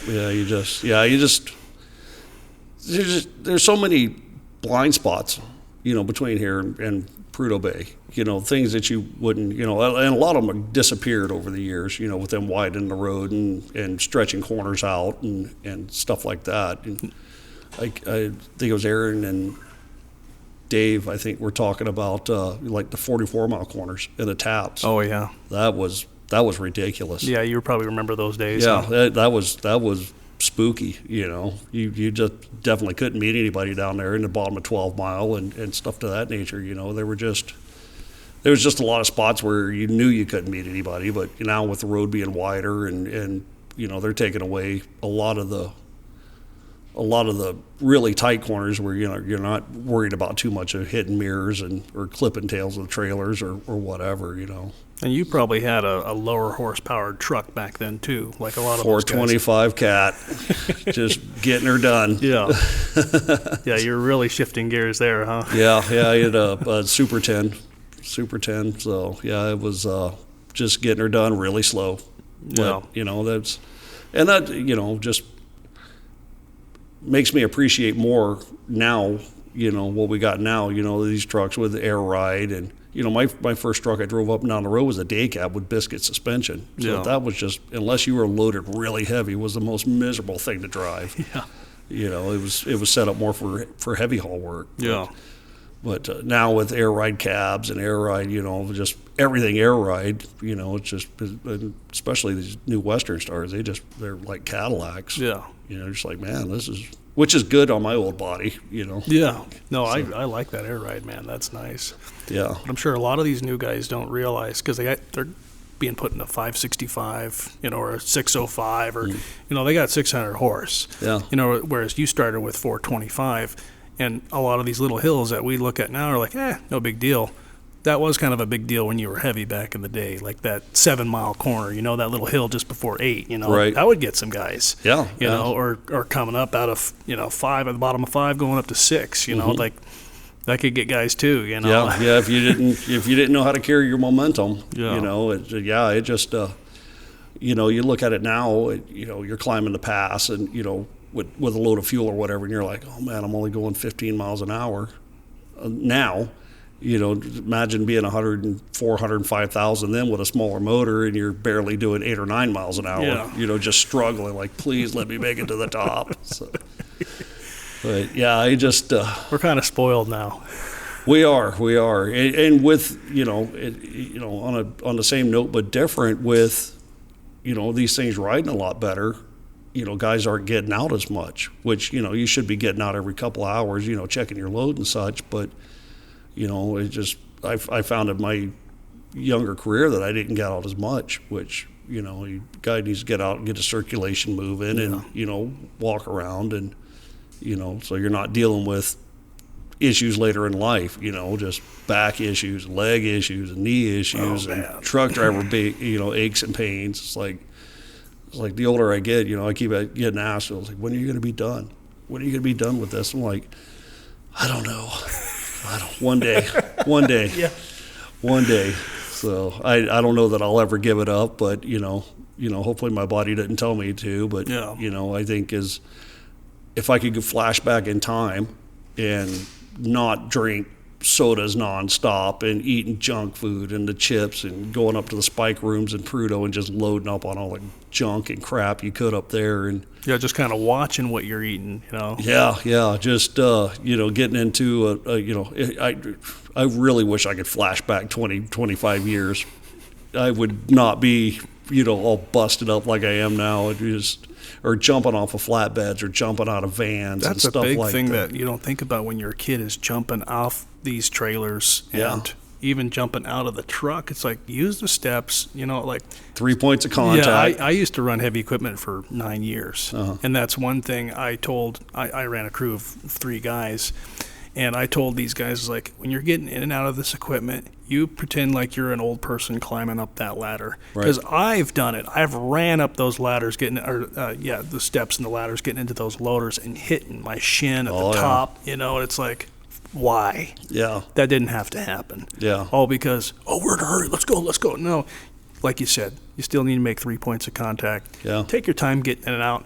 Even, you know how it is when we get that rain, we're driving up there, and then that step gets slick. Oh, yeah. And you get out at Coldfoot or something like that. I just about ate it last week. I did have 3 points of contact, and then my foot slipped out, and I was like, oh, that was close. And you feel that part in your back kind of tweak just a little bit. And yep, I'm going to feel that hip later.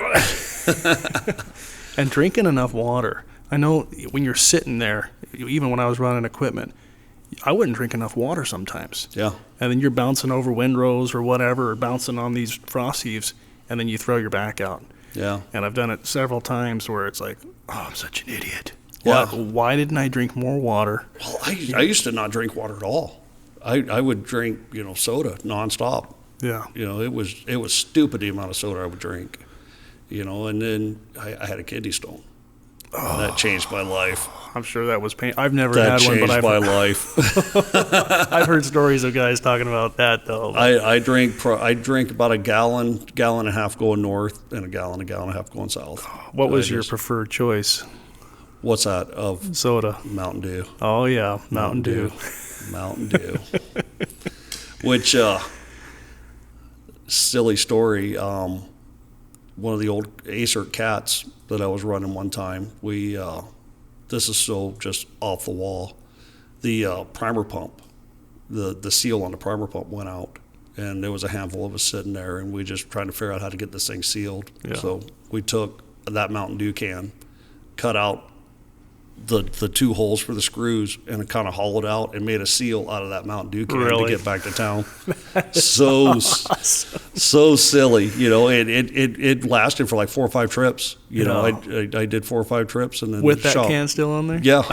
Yeah, we just cut out a chunk of the aluminum can and hammered it out, punched 2 holes in it with your knife, or 3 holes in with your knife, and used that as a seal. Yeah. It worked, just little things like that. You just got to think outside the box sometimes to get yourself, back and forth. Yeah. Talking to younger drivers, this time of year, you really you're really in tune to brake airlines and fittings and stuff like that. I know Chuck or Tim was talking about having easy outs, and that is probably the best tool to have this time of year, because it's just inevitable that you're going to shear a fitting off right at a brake can or whatever, and then you're done, unless you got an easy out. So for people that don't know, what is an easy out? It is a tool that you could, I don't even know how to explain it. You put me on the spot here. Oh, sorry. I'm just thinking of the people that don't drive truck, It's got reverse threads, so you can hammer it into like a fitting that's sheared off, like on a brake can or something like that, hammer it in, and it's got reverse threads. So as you're screwing it into your brass fitting, it's backing the brass fitting out of your brake can. So I got a set, and then I got one that's kind of a universal, that tapers off pretty big. And the name says it all. Yeah, it will make your life so much easier, because if you got a sheared off fitting, you're done. You're done unless you can fix it. So. And it's amazing that we're talking about this spring transition when you go from the snowpack to, oh man, there's a lot more rocks flying. Yeah. I remember, what was it, 20 Mile? You remember how they had that thick rock up there before they put the thinner stuff on top? I was taking a friend of mine up there with me, and we had a load of mud. And I was about 10 minutes behind Chad and Lonnie and some guys. I was trying to catch up to them, and I hit that stuff at about 50, where I should have been doing about 25 maybe. Yeah, at best. Oh, those rocks are like that big, an inch or two, and they're flying. And next thing I know, done deal. Look at my air gauge, and it's just dropping. I was like, oh no, what did I do? And then just stop right there just before the old turn off to Happy Man. Yeah. Get out. I go back there, and it's one of those tees. A rock had flung up and hit that tee just before the air tank in the back of the trailer there. So I'm looking through all my pieces and whatever. My friend's helping me. I'm under there. I was like, go grab this other box that has this in it, whatever. We got it fixed, but it took me like 25 minutes. Yeah. But it was like, that could have been avoided. Had you slowed down just that one time. But it's like sometimes even 50's too fast. Yeah. Yeah. Yeah, well, it all depends on, temperature.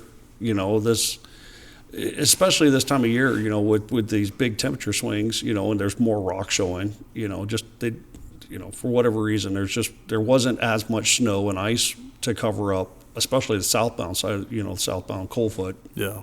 So there's a lot of rock showing. And those little tiny rocks and stuff that stick to your sidewalls, they stick to everything. It sounds like you're sandblasting your truck, when you got your window rolled down. So just all that stuff is beating off of everything underneath, brake lines and every airline and everything. It's just making a mess of everything. And something I just learned this last trip, I didn't realize this, but maybe it's common sense for a lot of people. But when you're meeting somebody and you get over a little too far, and all that other finer stuff is right on the edge, that stuff's going to be flying. Exactly. When you could have just kind of stayed more in the middle. Yep. And met that guy. And don't get over in that stuff. And I was like, I was thinking about it. I was like, well, it was just on the right side of the truck, but you're still throwing rocks. Yeah, well, the one thing to do too is just to, you're always supposed to look in your mirrors. Just see which way the wind's blowing. And I'll if I know, you can see somebody coming at you and say, okay, the wind's blowing, on my side, and I'll be like, just crowd me. I was like, just crowd me so you're not in that smaller stuff and you're not blowing it all over me. Yeah. I was like, I'll get on the radio and say, just crowd me. Yeah. But as a new guy, you're like, I want to make sure I give these guys as much space. Yeah. When it's some of those sections, it's 40 feet wide there. Yeah. And it's like, don't get over too far because you'll, A, either go off, or B, you'll be throwing all that little finer stuff that's right there on the edge.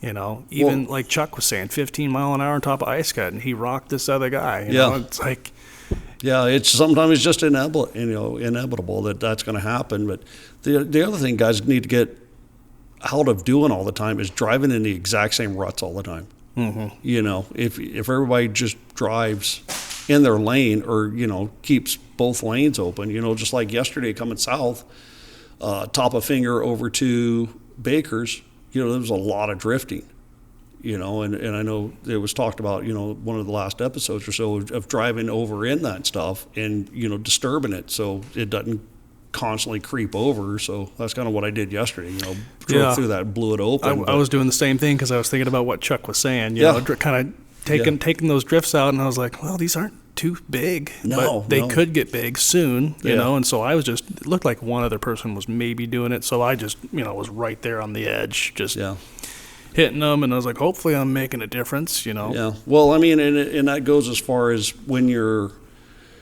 if it's snowing, everybody wants to drive dead center of the road because you think you're dead center of the road, but as traffic goes along, if you could split the tracks, especially on some of the hills and stuff like that, then you're not, packing down one set of tracks, and then, everybody's going to have issues. Then you could use that looser snow for traction too. Yeah.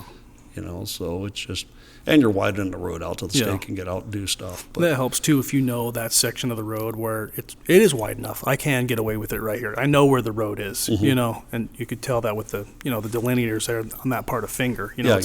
And it's pretty wide there, so it's like I felt pretty confident dropping through there and then taking all those out when you're coming back up, Yeah. Yeah, it wasn't like it was one huge drift that was just going to suck you off. They were little finger drifts, and, you could just hammer those through, Yeah. But, again, you got all these electronics and stuff on these trucks that don't like that kind of stuff, so you kind of got to use your noodle a little bit. If they're 4-foot drifts, you don't want to go just hammering through them, even though they are finger drifts because of all def pumps and stuff like that, and all the wiring and all the electronics, they don't like that stuff. So I was kind of amazed at the drifts there at No Name probably a month or two ago. Oh, and, right at the bridge. Right at the bridge, and then where was the other one at? Oh, Canooty, all that whole area.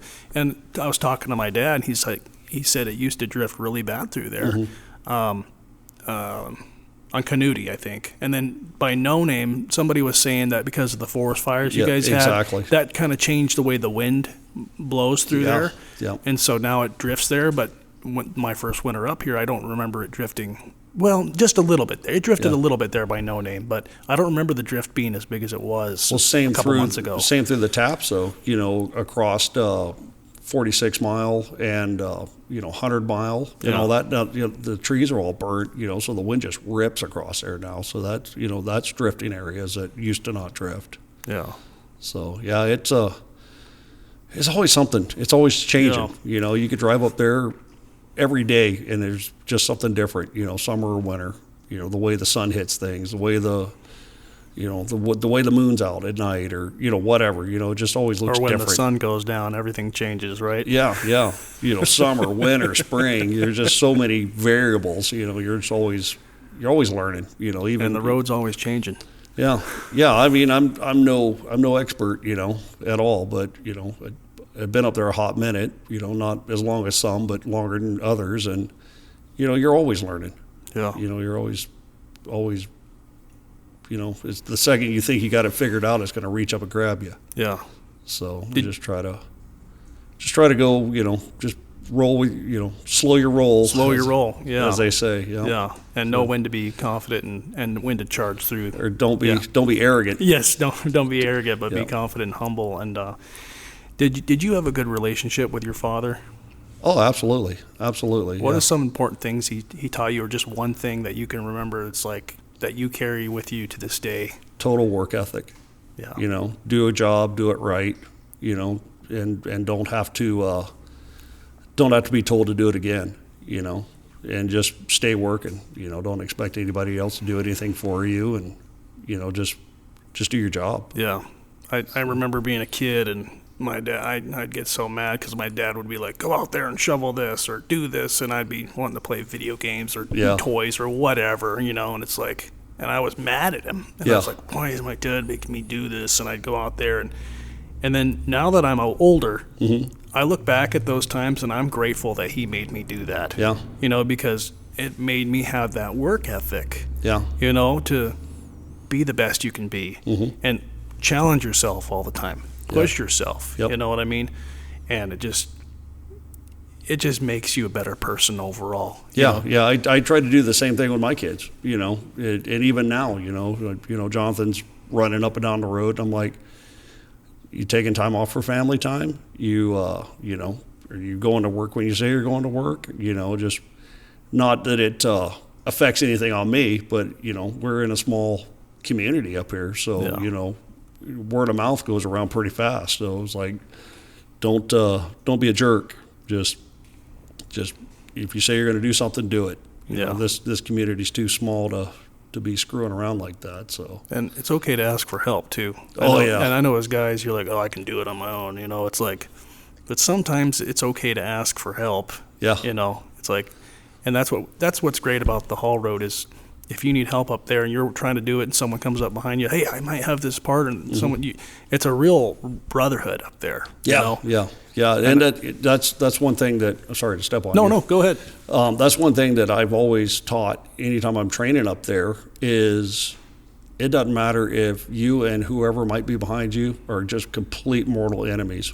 That's all out the door when you're up north. Yeah. I was like, because that one person, it doesn't matter if you guys bar fight nonstop, that's all off the table when you're up there, because if you drive by somebody that's got their hood open or needs assistance, having that kind of reputation is not good up there, because you're going to need help sooner or later. And if it's up and down the road that you're not stopping and helping anybody else, then they're not going to be there to stop and help you, which being up there could be life and death. Yeah. It just, you're in a bad situation and you're like, whatever. You didn't stop for me. I'm not stopping for you. And it might be just the stupidest, just a piece of brass or a chunk of air hose or something like that, or just something stupid, or a guy might be having a health issue, and you just like, you never know what's going on. Yeah. So you always just stop, if somebody's got their four ways on, it's kind of a telltale, if they're stopped in a weird spot, four ways on or not, that's just kind of a tell. Just throw your four ways on, and even if your hood's not open. That's one thing I wanted to ask you. What if a guy stopped on a hill? You come around a corner and a guy stopped on a hill, and you're moving.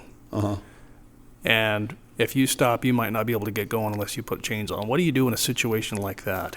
Do you just stop? Yeah, I mean, or do you just kind of if they're out of their truck, give them a thumbs up or what? Well, that's kind of a tricky one, because it could go either way. If the guy's under his truck, and I'm trying to think if there's a place on the road that would catch you off guard like that. Because I think just about, I'm probably going to say it wrong and I'm going to catch crap about this the second I say it, but I think just about everywhere you can see, so you'll see if somebody's stopped up there, so you're not sure if they're chained up or if they. Perfect example, last trip I was trucking with I'll leave his name out, protect the innocent, but we were northbound we were going up Koyukuk, and I was out front, and we made our charge through the bottom and all that, and Bill had bladed, it was nice and smooth so a guy could get a run at it, and I get up past the parking lot and he's like, I'm losing air. I was like, crap. Okay, so I stopped. I was between the two pullouts up top. And he's like, yeah, I'm not going to make it to the pullout. So I lifted my axles and started backing back down the hill, and a brake can, it broke off. So, he was done. So, I backed back down the hill, and, thank goodness I didn't have to chain up or anything like that. But that was kind of in a odd spot. At that hard pole before the guardrails there, or Above the guardrails. Okay, just above Yeah, that, above yeah. the guardrails. That's where he lost his air can. okay, But so it wasn't a very hard pole. That, no, yeah. but that would have sucked. But Yeah, because I know some guys have lost, drive shafts right there, and boy, that's gotta suck. You're right there, and in the hardest part of the pole. and it's like, But this worked out to where I could back up, and we were able to be seen, and all that kind of stuff. But I don't know that there's anywhere that would take you off guard unless you're coming south, like dropping over Ice Cut or Surprise Rise, or not Surprise Rise, but Sand Hill or Mackey or something like that, to where you really can't see until you're cruising off there or easing off there. But, yeah.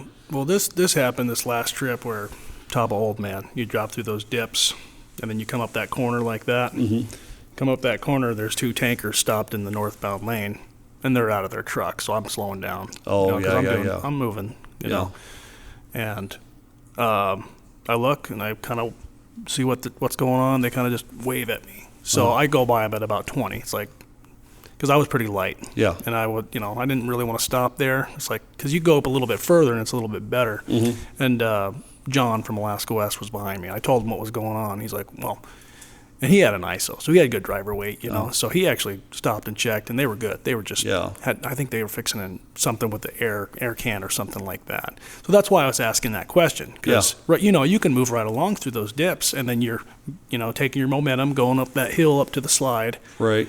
And it just caught me off guard. It's like there's two trucks right there, right? But, well, and the one guy was helping the other guy, so they were buddies. So, but well, it's like in that situation there too is you're need to figure out what's going on with those guys, if they're going to give you a thumbs up or not. But then you got all the southbound traffic coming over that rise, which makes it a blind spot. So you're trying to work yourself around two trucks to see if they're okay, and you're putting yourself into anybody coming over the hill. And with all the tour van traffic and all that kind of stuff, if they're going to be sailing over the beaver slide a lot faster than a truck would. And that's kind of what I was thinking. I was like, there's going to be southbound traffic coming here, and it's like, I don't know if I want to stop right here. That's why I went up ahead. And I was like, John, can you check on these guys? I'll go make sure no one's coming. Yeah. You know what I mean?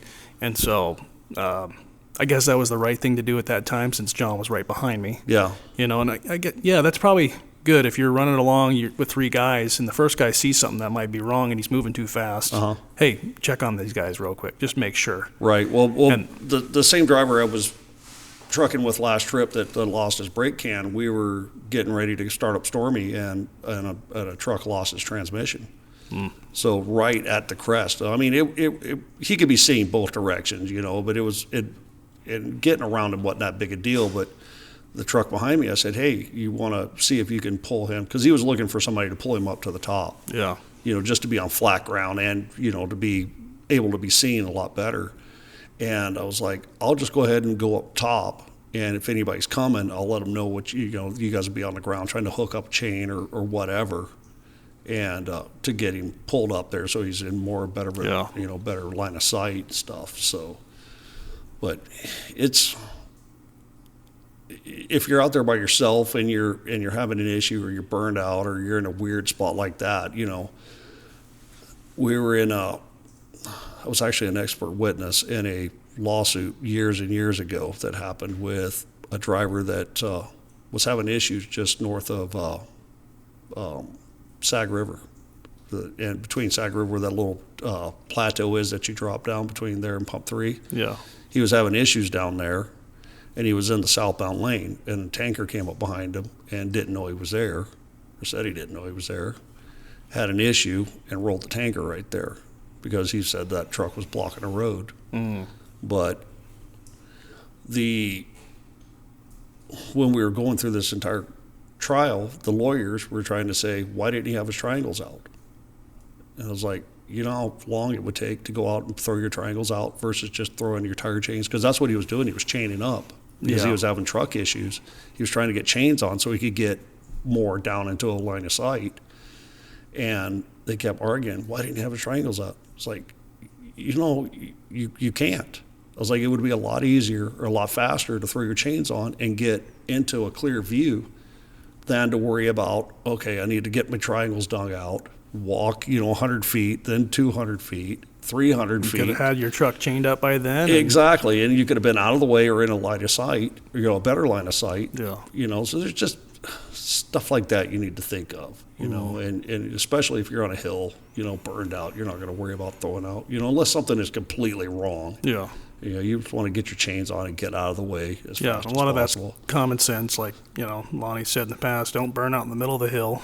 Yeah. Be in your lane, or if you're in the southbound lane, whatever. Just make sure somebody can get by you, and get out of the way, if you can. Yeah, there's two out of state trucks this week. I can't remember which trip it was because they're all awesome trips, but one was burned out almost at dead center of the road on 2.5 mile, and the other one was burned out like dead center of the road on 1 mile. I mean, there was just barely enough room to squeak by that guy going through the APL.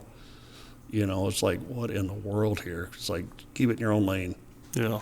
So that's just the easiest. But you're hunting and pecking, especially for somebody who's not been up here. You're hunting and pecking, trying to just get to the top, and if you wind up stopping in the middle, that's where you are. But and it's happened. It's happened a lot. Yeah, it happens too much, way too much.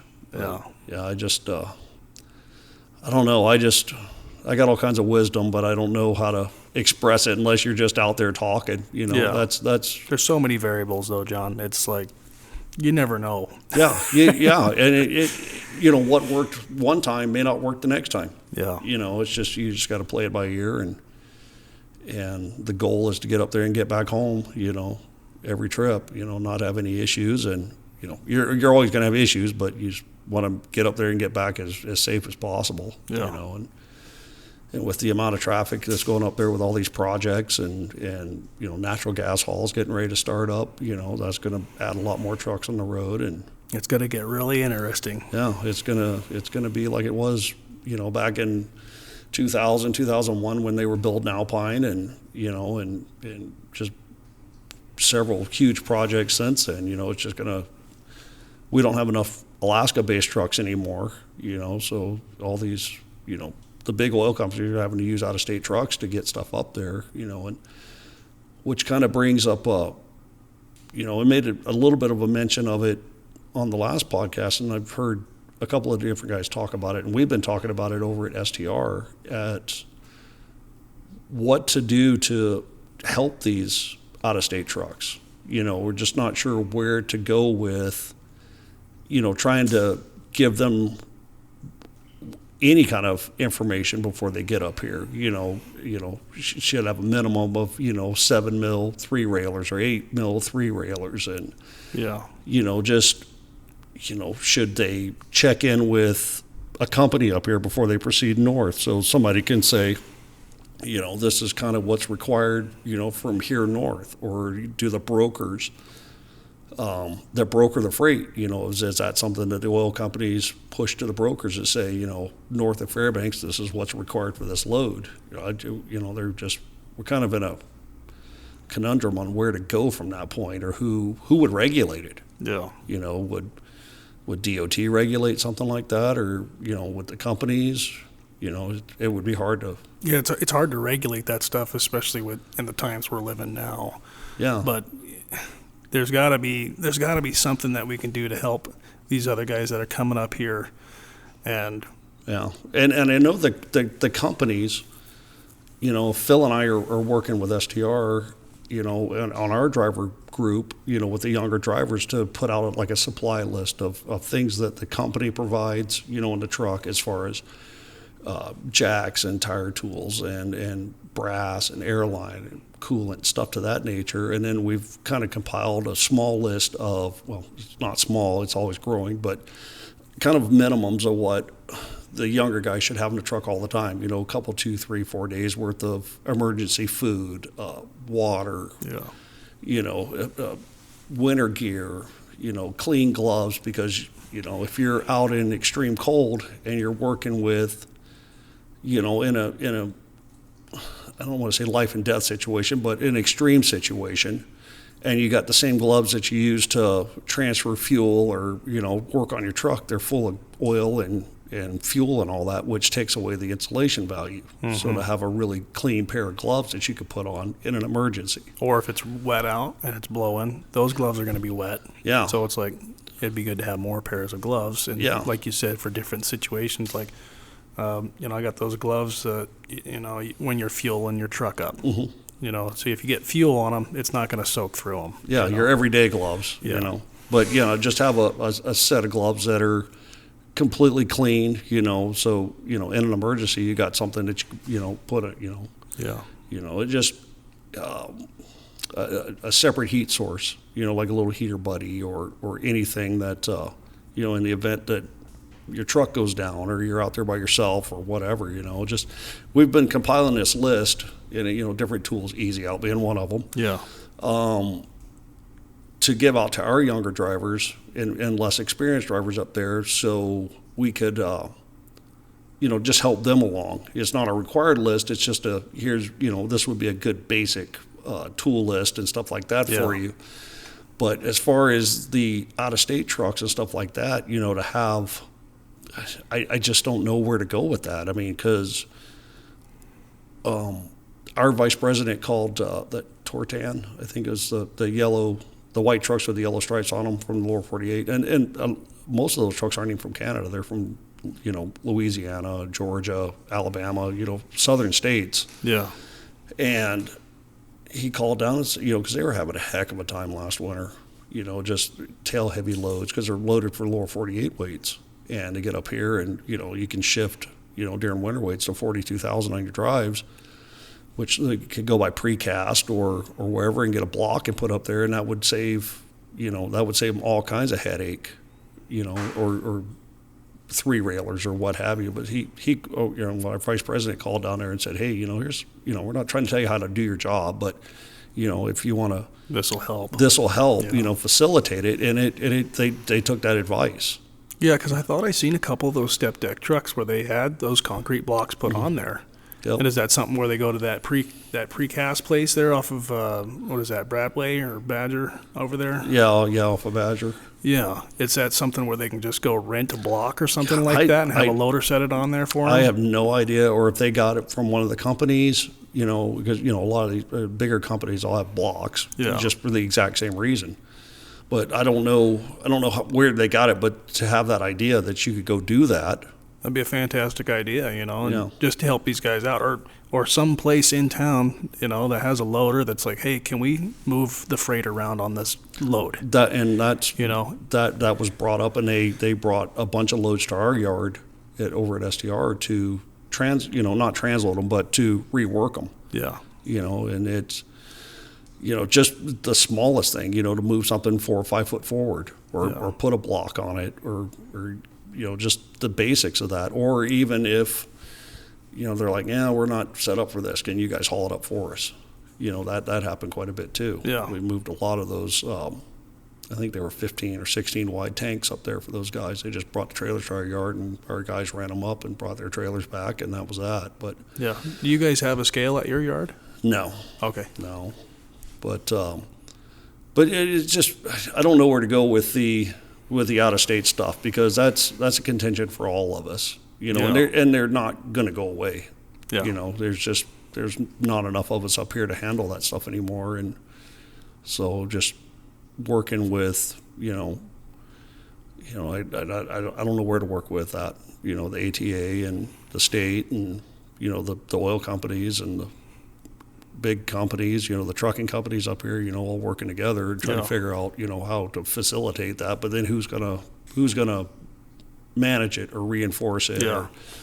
It's good that we're talking about this. The conversation's getting out there, and we'll just keep spreading the word. And then maybe with all these companies coming together, we can all make this happen. Yeah. Yeah. And then we'll figure it out. But we want everybody to come home safe. Yeah. And we don't, even these guys coming up out of state, we don't want anybody going home, in a casket. Yeah. Yeah. And yeah, I think Aaron said a couple times, these guys see this as a once in a lifetime to come up here, and then it just is a complete disaster, and it just ruins their day. It ruins our day. It just a handful of, knowledge, or you're not even knowledge, just, hey, if I follow you up there, Yeah. and Here's a couple $100, can you tell me the hills, or, yeah, what do I need to do? Can I follow you? Yeah. And I'm guilty of it myself. You're in your own little world. You just want to leave Fairbanks. You want to drive to Prudhoe, unload, and drive back. You It's don't like want that your first trip back. They just wanted to get back to town, probably. Yeah, yeah. Try to keep up. In a way, it's kind of dangerous though for a new guy. You're rushing, trying to keep up with somebody, and it's like. Yeah, it does take and I haven't trained as much here in the last few years as I used to, which I everybody's going to hate me. I just got burned out on it. Yeah. Because it does take a lot of time. And you have your abilities, and you're trying to not be an a-hole to your trainee, and you're not trying to rush them. Like, where are you? Where are you? Why aren't you driving fast enough? It's like, I'm trying to bang out 3 trips here, and you're back there lollygagging. Well, it's like what Chuck was saying. You have the experience of the road. Yeah. So you know where you can move along and where you need to slow down. And it's almost hard to communicate that on the radio to somebody. Yeah. You know what I mean? Yeah, otherwise, you're constantly on the radio being like, okay, I'm at this mile marker here. Okay, this is where you're. That gets exhausting. Yeah, that and if you've never been up there before, you're scared to death. Yeah. You don't know what's over each, especially if you're driving at night or in the wintertime. Yeah. You don't know what's over each rise. You don't know what's around each corner. It's like, should I be speeding up? Should I be slowing down? Because that was me as a younger driver. It was like, I did a handful of trips with not really a trainer, but, different guys. And then it was like, all right, here you go. You're good to go. And then, as I was going up and down the road trying to learn everything, I was like, all right, I know pump 5's here. So this is I think this is Prospect, but I'm not sure, but I knew the major stuff, and then all the small stuff in between, you kind of work that in over time. But as far as, when you're out there and you're just, you're rallying, trying to stay caught up to somebody, that's no good for anybody, because, you don't know what's around each corner. Don't, until you learn to road both directions, like Chuck was saying, you got to learn it summer, winter,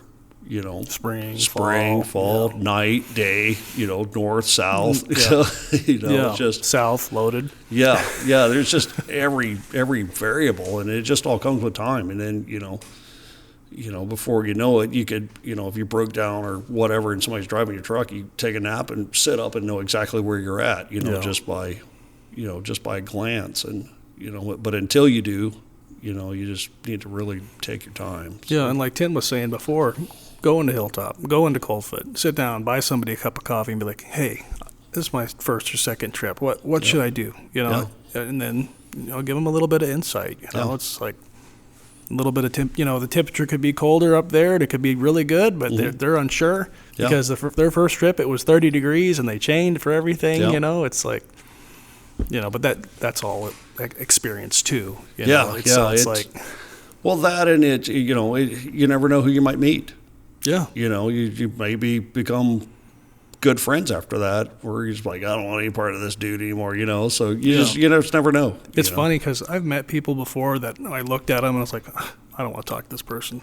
I don't want to get to know this person. And then you get to talking to them, and then later on you realize, man, this is a cool guy. Yeah. You actually get to know him, you're not just judging a book by its cover. You know what I mean? It's like you spend time, or it's the complete opposite. You might get along with them really good right off the bat, and they're just a swindler or something, The more and more they open up, you're like, oh, Lord. Yeah, but it's, just be humble and ask, hey, can I have some help? Like, what do I do here? It's like, I'm new here. Or even if you're a novice and you're, I don't know, you might be scared about freezing rain. I haven't experienced that, if you haven't experienced that, then it's like, what are we doing here? We got to put 1 steer chain on, or 2? Do I need 1 drag chain for the trailer, or 2? You know what I mean? Yeah, exactly. Yeah. Or should we just stay here? Yeah. Should we just park and just call it a night? Which I'm sure a lot of guys would just say, just park. Yeah. It's easier. And like yesterday, it rained, and it snowed. And I met Lonnie. He's like, man, I slid down connection. Yeah. It's like, oh man, and I'm thinking, look, it's going to be rough going over there. We're going to have to chain up. And then by the time we got there, it was starting to snow on that ice, and it was warmer on connection, and I didn't have any issues. So it was just that time of day. Yeah. You know? So. Well, me, last trip getting out of town, about 4 hours later than I wanted to, saved my bacon, because everybody that left was shooting me inReaches, chain up at the water hole, 29-mile Elliott, chain up where I'm driving good, because it was just a complete skating rink.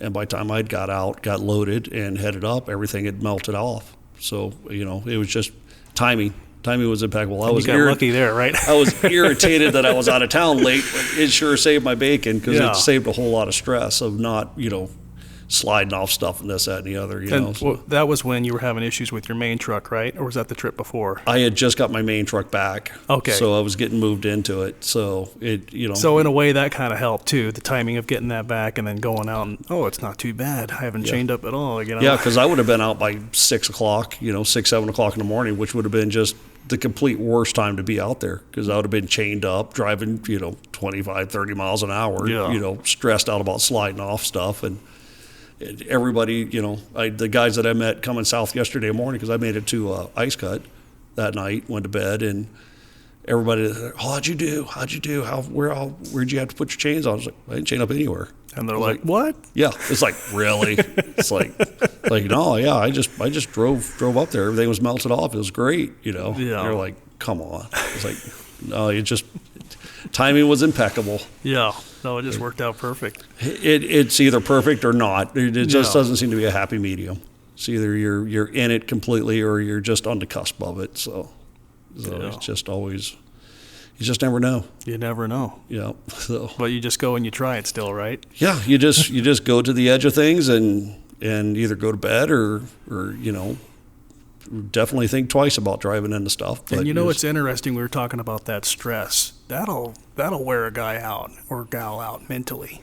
And that'll make you more tired quicker. Yeah, dealing with that stress of, oh, I'm on this skating rink of a road because it rained. Yeah. Maybe I should just pull over and go to bed. Yeah, and that goes back to what we were talking about earlier with, you know, just know your limits. Mm-hmm. You know, when you're driving into the storm or driving in snow, you know, you're staring out into the abyss, and you know, it's just like Star Wars in front of you. Mm-hmm. You know, especially if you're trying to run your big lights or if it's snowing too hard to where you're just running your low beams, but you're staring out into nothing. Or that fog, you know, from going up to the river in the fall time. Man, that'll make a guy tired if you leave at 3 a.m. and you got to see that fog for over an hour.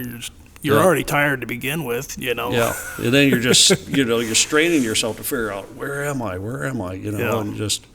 You know, and then you're just on edge because then you meet somebody just out of the blue, and you know, the same driving into a blow here. You know, just you're staring off, and all of a sudden you're just like, oh wow, there is somebody, you know, coming at you or whatever. Then you're kind of panicking to get your lights turned off, and they're panicking to get their lights turned off. Make sure you're on each side of the road, and there's too much going on. Yeah, just go to bed. Just go to bed. Deal with it in the morning. I think that'll be the name of this one. Just go to bed. Just go to bed. Deal with it in the morning. Deal with it in the morning. Yeah. Do you have anything else to add? Did you want to touch on? Did you have a list you wanted to go over? Or? I think we kind of bounced off stuff like that. You know, all the stuff that I kind of had, you know, listed. I think in closing, I would just, you know, any of the younger drivers or, you know, newer guys that are coming up here, just find somebody. You know, a lot of these guys look rough and like they don't want you to approach them, but you know, it's a lot easier to say, hey, would you mind me following you than buy him a cheeseburger or something, or buy him breakfast, or or just just say, hey, I'm new up here, I don't know what I'm doing, because you know, you don't.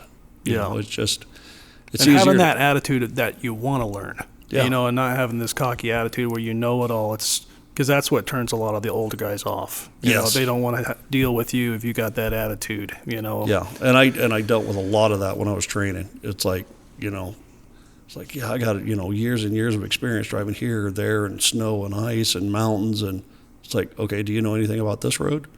You know, not that this is the worst road ever. It's just a different road. It's a different road. You know, I'm.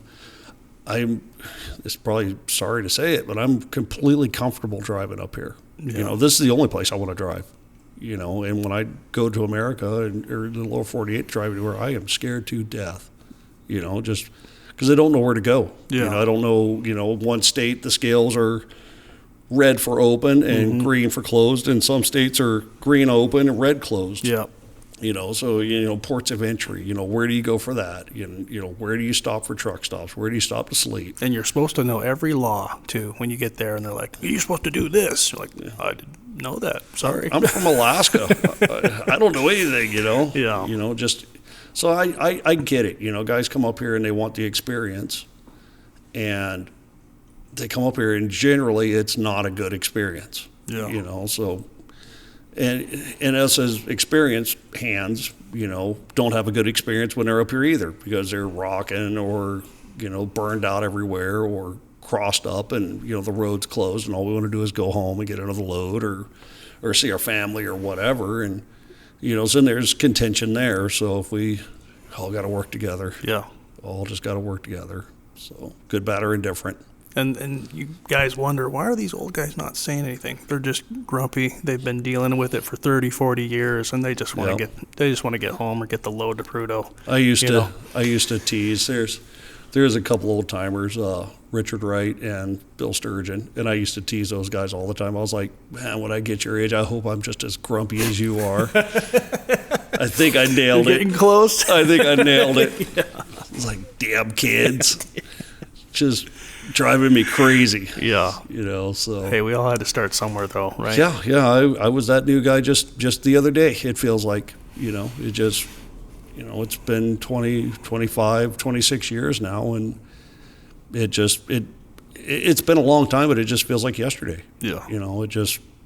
There's so many experiences and so many different people, and there's been just a plethora of drivers up and down that road, and then they disappear or move out of state, pass away, and so all that history is going away, and that's awesome that you guys are doing this to try to preserve, not just for a information standpoint, but as a as storytelling. Yeah. And sharing that knowledge with everyone else. And if that can save somebody's life, then let's hear it. Yeah. And later on, like we were talking before, if you get a handful of guys in here and start telling war stories, that's just about even more comical. I think we'll be here for 4 or 5 hours doing that. We'll be running out of coffee. It'll be a part 2 and part 3 episode. Yeah, there's a lot of cool stories that a lot of projects and stuff like that people just don't experience anywhere else. Yeah. And it brings us all closer together, like I was saying before. It's like, and when you have that respect for the older guys, and in turn it comes back to you got that respect. Were you just pointing at me as an older guy? No, I was that guy kind of. Yeah. Well, you're what? You're Aaron's age, right? Oh man. Yeah. No, I feel like I'm getting old. I'm only 36, I just turned 51 last week, so mercy. Yeah, time flies. Well, John, thanks for coming back again. Yeah, thank you. Let's bring Phil in with you sometime. I tried getting him on here, but he's been so busy. He's got stuff going on, but it'd be cool to have you guys both in here. Yeah. And maybe Aaron could be here, too. Maybe we could all be here at the same time. That would be awesome. That would be so crazy. That might be a couple hour ordeal there too. We might have to get some barbecue going for that episode. Yeah, that'd be crazy. That would be so fun though. All right, John. Thanks again. I sure appreciate it. Thank you. All right. Yep.